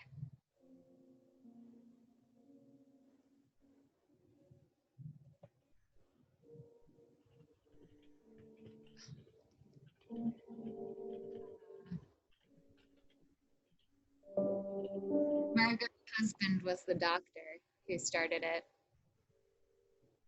He was a sheriff. No, Margot's? my husband. Your ex-husband? Margot's husband. Margot's. Gotcha. Doctor. Margot. You didn't tell us about the leak. You didn't tell us about your husband. Sorry. Uh-huh. I'm not. Margot just wanted a bath. That's all she wanted.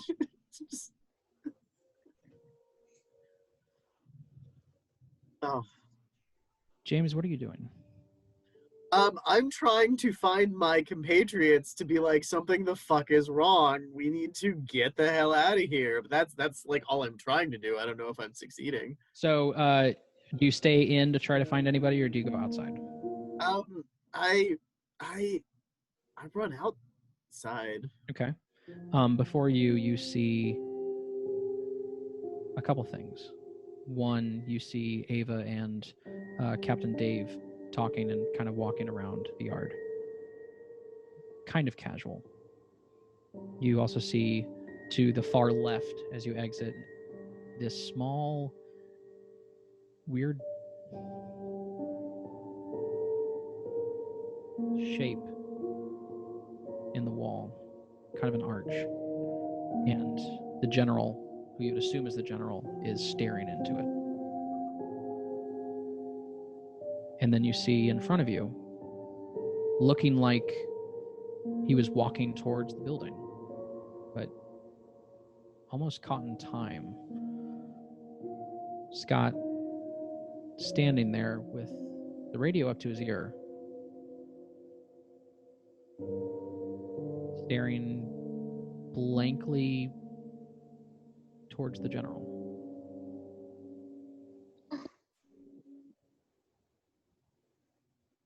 What do you do? I grab Scott by the shoulders and I say, we need to get out of here. We need to grab Margot and Ava. Something's really wrong. People are going insane right now. Scott turns to you, puts his hand on your shoulder, and says, "I'm sorry."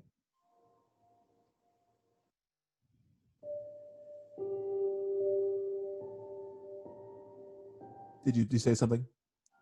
Oh, not yet, no. Okay. And I mean, I feel like, I look into your eyes and like I feel like I can't see anything there. So I kind of just. His facial expression is unchanging. There's no emotion there. I recognize that. You recognize that. Okay. You see that there's no emotion. Yeah. All right. And he has not moved his hand away from the radio. And it is still next to his head. I'm growing more terrified as the moment passes, and I try to find Ava, the other person that I need to talk to. Okay. Okay.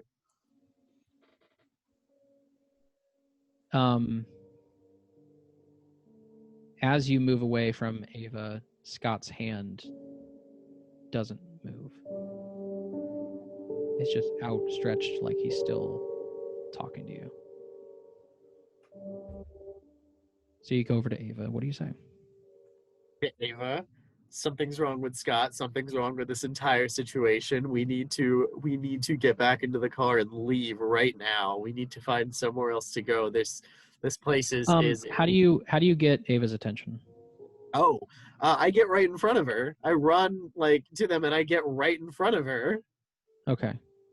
And I stand looking at her. Yeah. As you're doing that, James,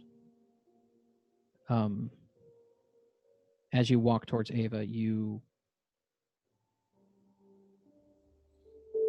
finally hear something. You've heard the static from the radio, but you start hearing low whispers. You start hearing help. And as you get in front of Ava, you hear, run. As if someone behind you said it. Oh, fuck. And Do I hear that or just James? you do not hear, you only hear the two things that you have already heard. But James, Okay. really strange is that voice is strange. It sounds,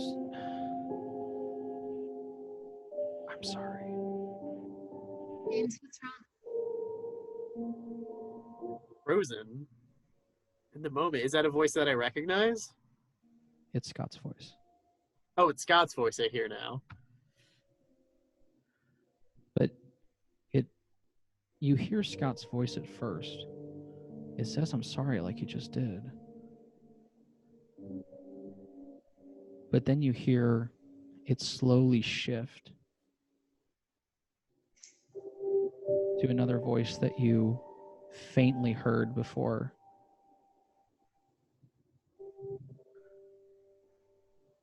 And standing in front of Ava, rather than with her back turned to you, you almost relive that moment in the police station. Oh. What do you do? James, what's wrong? I think my legs kind of buckle and I fall to the ground. Okay. And I just, yeah. I think I just start repeating I'm sorry to Ava.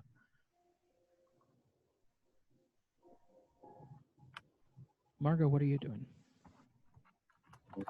Well, I'm kind of tired of feeling sorry for myself, so I'm gonna go find someone who seems to have some command of the situation.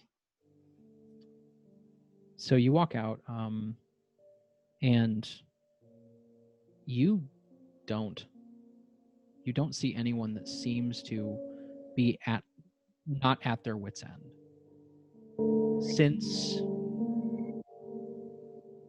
Since about, a couple minutes ago,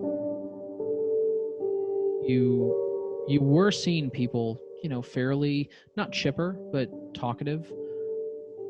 Everyone in the cafeteria, everyone that's trying to enjoy their meal is not saying anything. They're staring at their plate,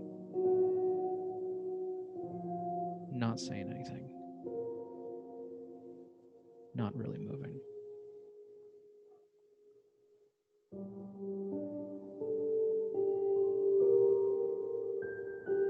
What do you do?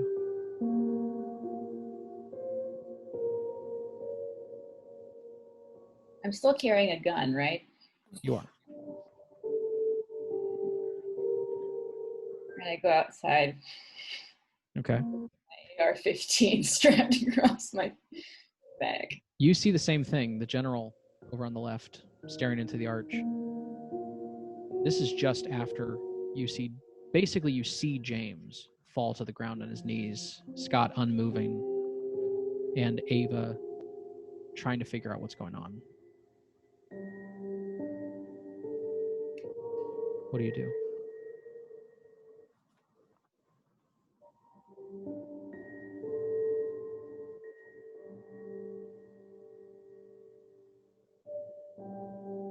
Start looking in the shadows.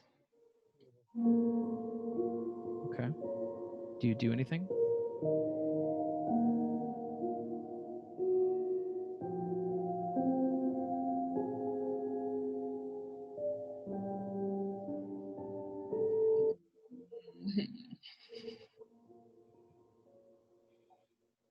You look into the shadows and just look?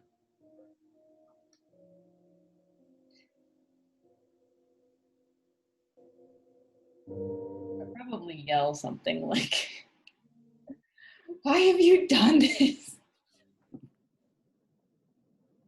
Okay. I'm going to need you to make a roll.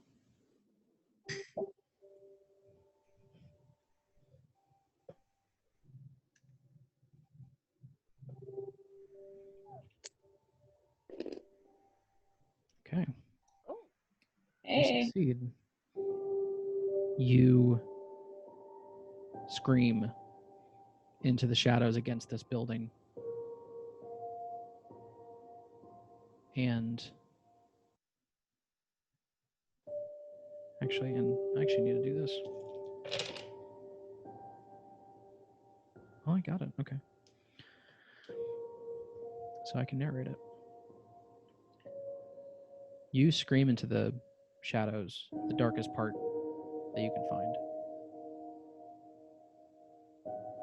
And you don't get the sense that this is the type of place that is going to have a bunch of reverb or, rebounding of sound. It's going to die pretty shortly because of all the buildings that have broken up. You assume that at some point, if you clicked your tongue, it would kind of reverberate around the fort because of all this brick and metal and all the stuff that's around. But you hear it, not coming back at you. You hear it from behind you. And as you turn around, you see the general cup his ears and turn away from the ark. You see a expression on Scott's face that we haven't seen. You see James buckle more under fear than he already is.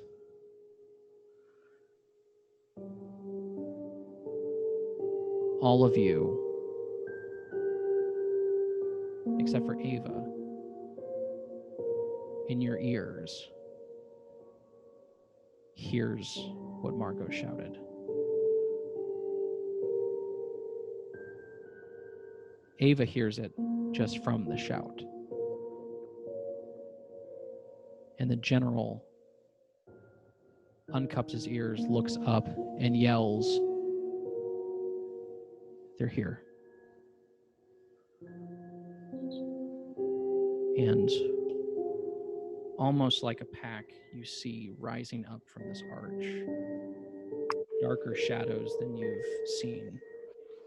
Claws scraping against rock and leaving claw marks as it goes up the side of the wall, gets its claws on the top, and you start seeing the flickering of these large spotlights.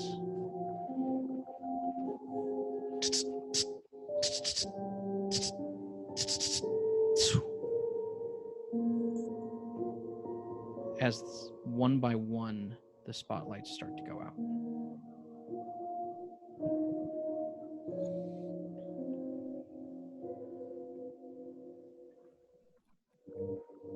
James,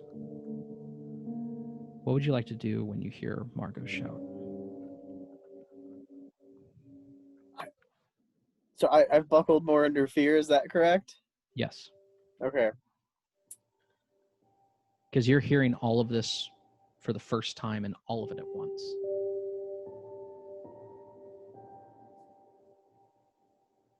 It's incredibly overwhelming at this point.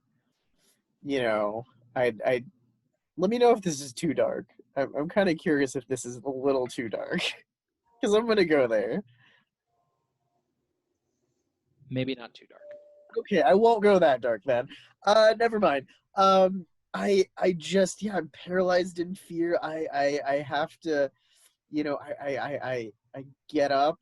I try to so the lights are out, right?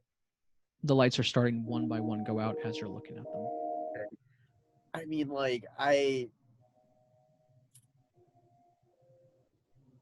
is anyone else kind of consciously aware of what's going on with me? Ava sees your just absolute meltdown in front of her. Okay. All right. Seemingly from someone who's just trying to get answers to a terrified, hardened person. I grab Ava by the leg and I ask her, I tell her, help me, we need to get out of here. They are coming. Ava, they are coming. As James touches you, you start to hear your ex-husband's soft words of "I'm sorry." And you hear from in the back of your skull Margot's scream for unanswered questions.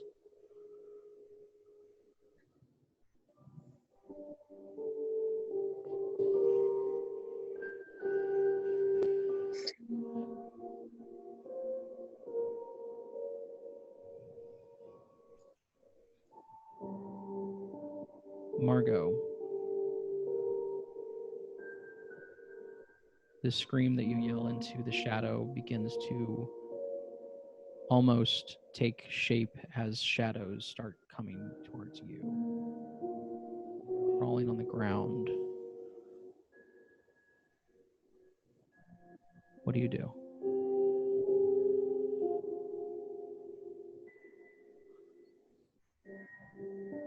Who is directly in the shadow's path? You are the first person there. You are the closest person.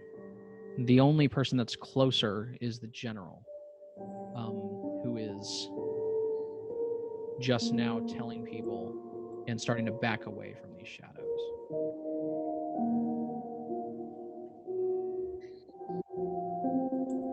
I always said I wanted to go down in a blaze of glory. How do you do it?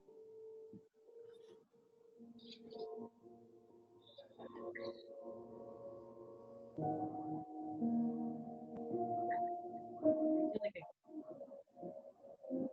gun is too. I guess I could use that.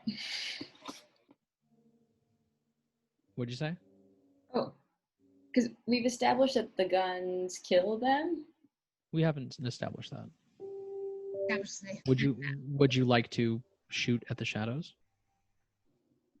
We can establish that as a truth. Sure. Okay. This is going to be a dire roll. Oh.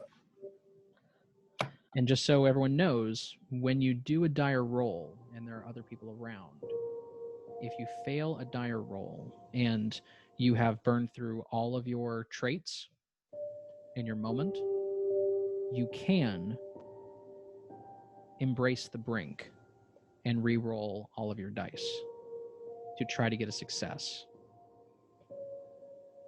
If you fail, you have to burn your brink and act on it. If you succeed, you can keep your brink to use again if you want. You also have the option, if you are around somebody that does a dire roll and you feel like you can sacrifice yourself for that person, you can die instead of that person.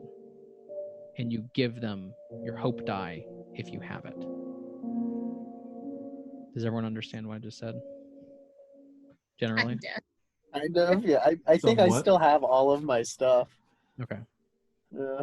That's So you can nice. start I think burning them Margot's now. lived a good life, though. So Margot, let's roll. Wait.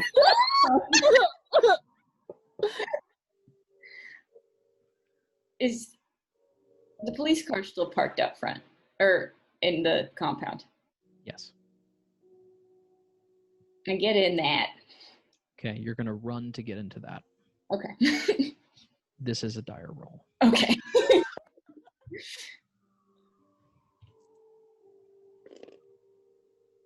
Oh, no. Do you have any of your traits left? Or just your No, brink? I've just got the brink. Okay, what is your brink? I have seen you wither away. So, can you think of a way to, or I'll re-roll, and let's see what it comes up with. Would you like to embrace your brink? Let's do it. Okay. So, as you're running, you begin to think of your late husband. Think of all the things that He told you after work of all the things he'd been doing in vague detail. And as you're running, you start to slow down. You start to walk.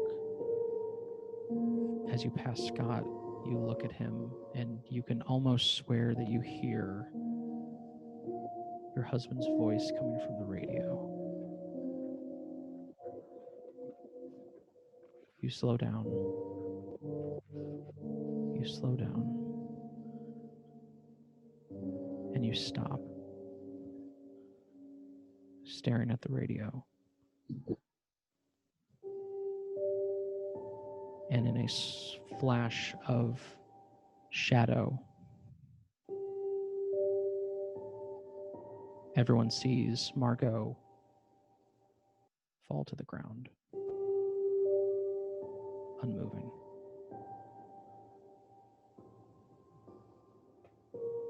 Let's extinguish a candle.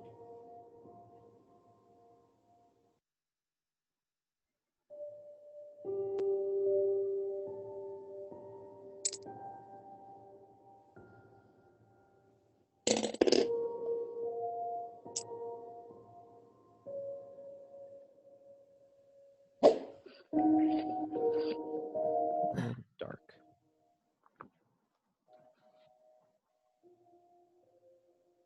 Scott, what is the one truth? I'm sorry.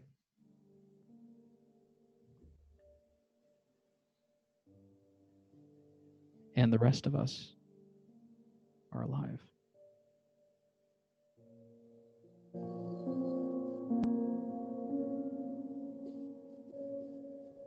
So, Margot, I'm going to have to ask you to mute yourself.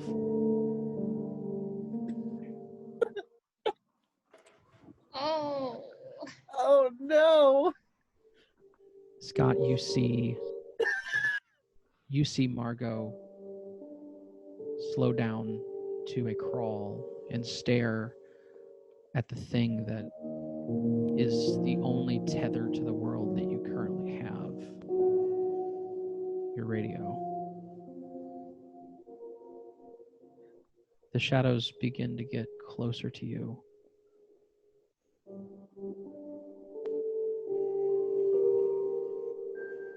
What do you do? Can I move over to the car? No, No. Just can't move at all? you cannot move.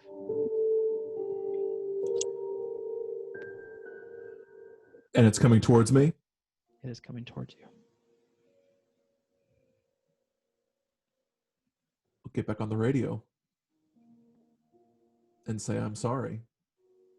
Turning to Ava. Okay.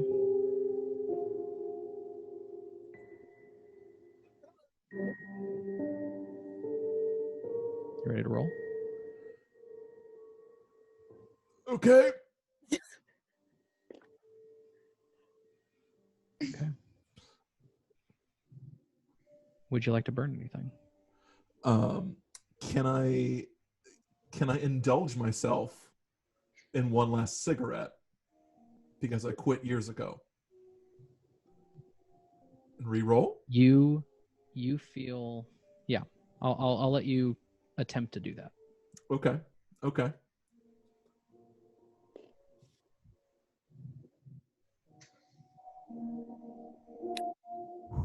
The moment you say I'm sorry to the person that this shadow last said it to, you feel a release as your body stops being petrified in this place. You get a weird sensation in the back of your throat that you haven't felt for years, and you go into the extra pack that you got at the gas station. Take out a cigarette. You get out your lighter. You light it. And as you see the flicker of the lighter and the glimmer that comes from it, you see the shadows snake its way up the cigarette. And the last thing you hear is the "I'm sorry" that you keep hearing in the back of your head as you don't see anything anymore. And you fall to the ground.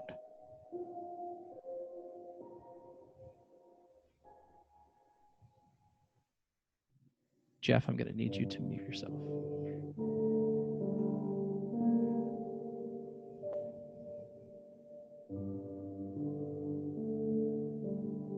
James. Bitches. Uh-huh. What are you doing? I mean, You have just witnessed Margot fall, and as if it is a wave of destruction, you see Scott, although not moving before, taking his last movement to indulge himself in one last burst of desire, only to never have those desires again. What do you do? am I able to, in a moment of extreme vanity, run? You cannot use a trait unless you fail, Okay, yeah, of course. Can I but you just would like to run. I would like to fucking run. Okay. I'd like to run as fast as I can away. To where? To the car. Okay. You sure can try. Yeah, I can sure try.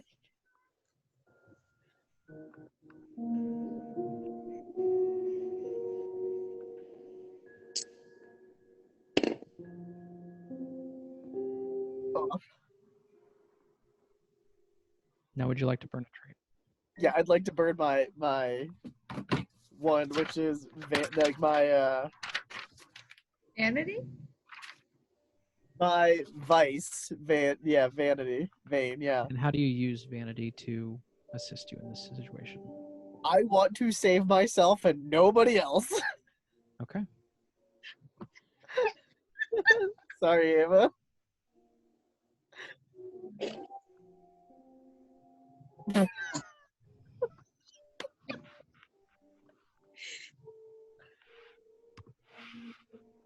In a fit of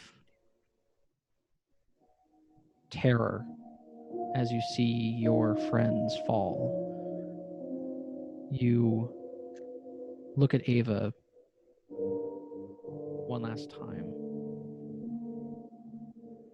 as you run towards this police car.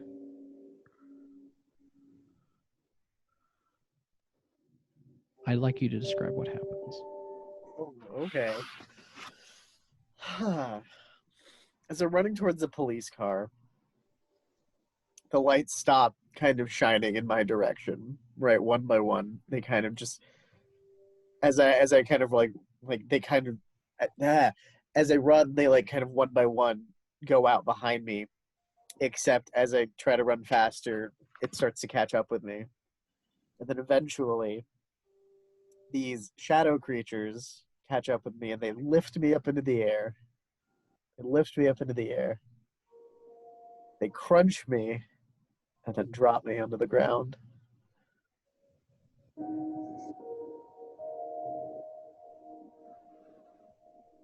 James has flown up into the air and dropped.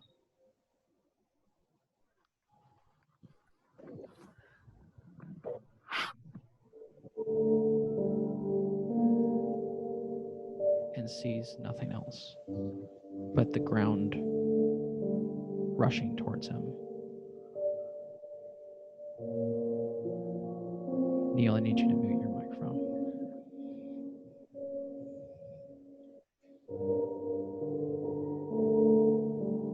What would you like to do?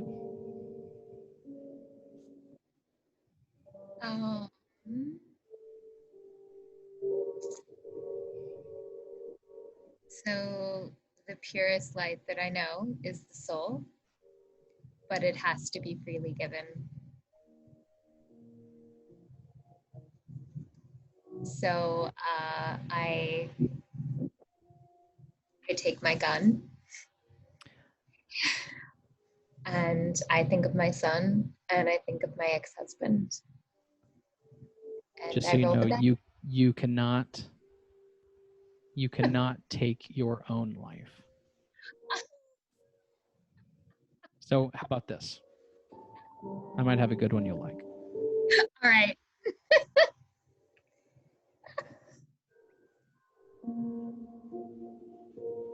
You see the shadows now completely surrounding you. The general, you did not see him fall, but he is no longer there at all. You see the bodies of Margot, of Scott, and of James falling to the ground in such a destructive way.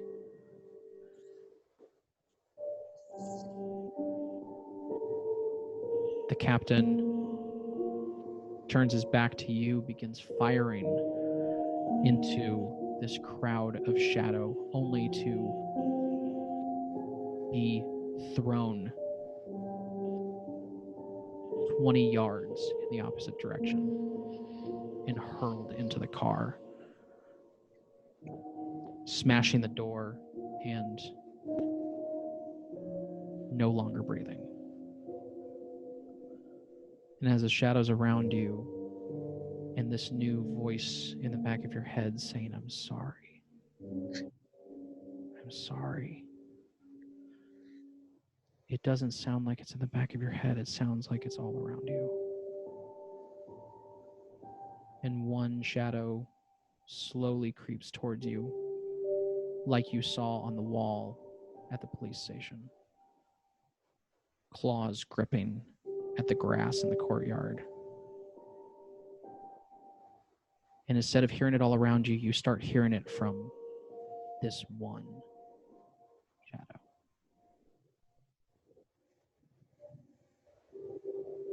What do you do?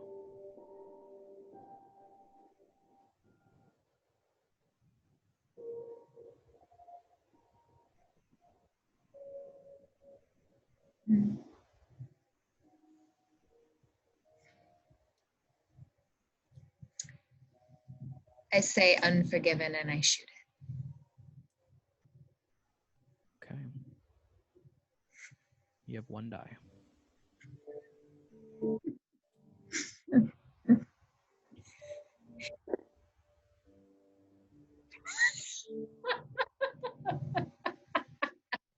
Would you like to burn anything? The only thing I have left to burn is brave. Can I burn brave? You can.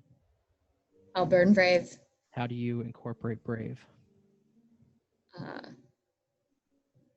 I've got nothing left to fucking lose. So you shoot again and again and again. And we roll one time.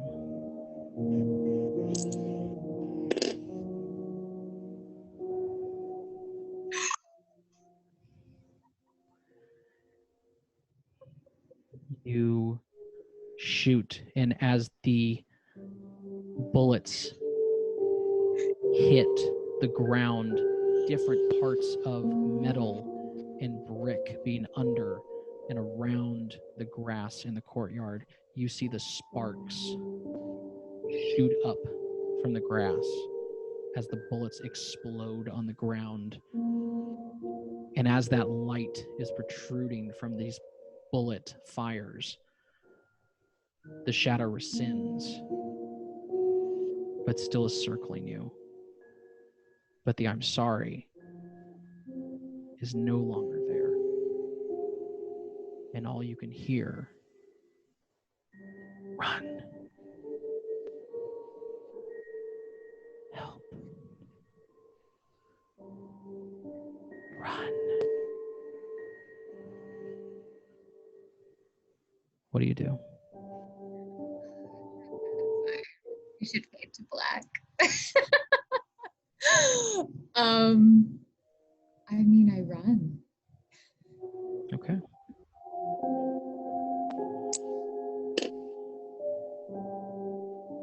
Do you have anything else to burn?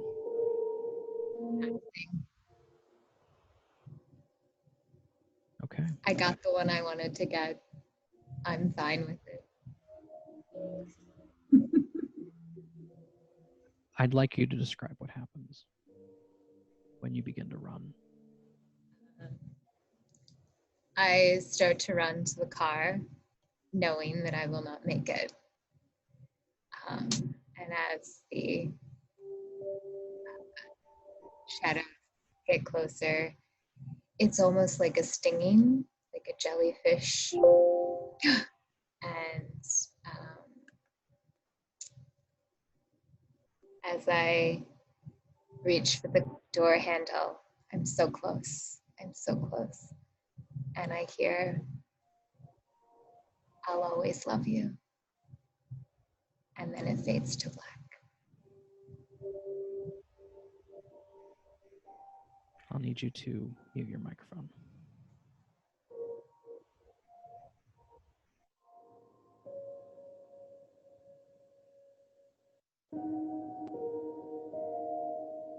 No one knows where the shadows came from. No one knows how they got there.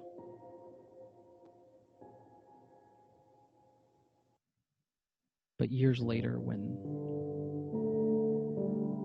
places are being restored,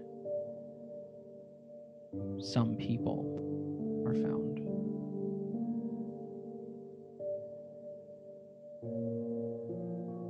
But the moment they walked into Fort Victor, they saw no bodies, just a smashed car, rubble in the corner,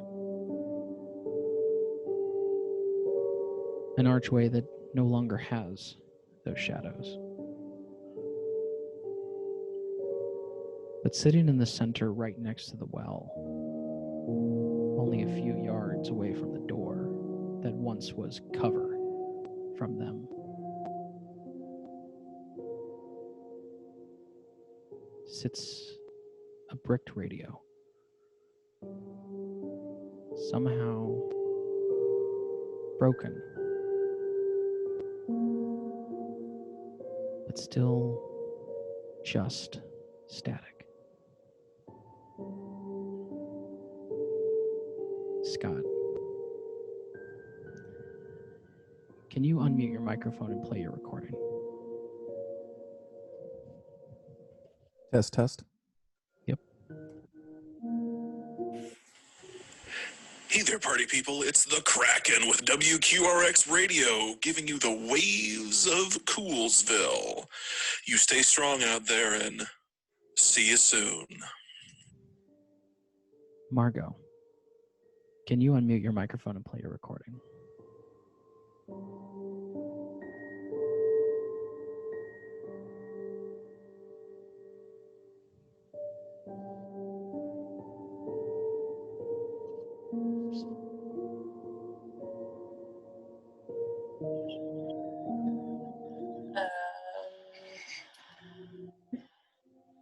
I don't know.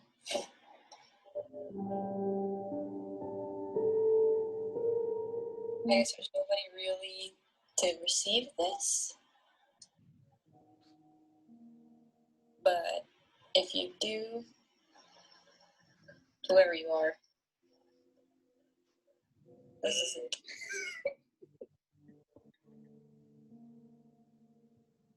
James, would you mind unmuting and playing your recording? Oh, test, test. I can hear you. Oh, this is so bad. Maribel, I wish you and the baby were here right now, but I'm so sad that you're not, and I don't know if I'm gonna make it through the night. I'm trying to make it. I'm trying to survive, but if I don't, know that I love you and I'll see you soon.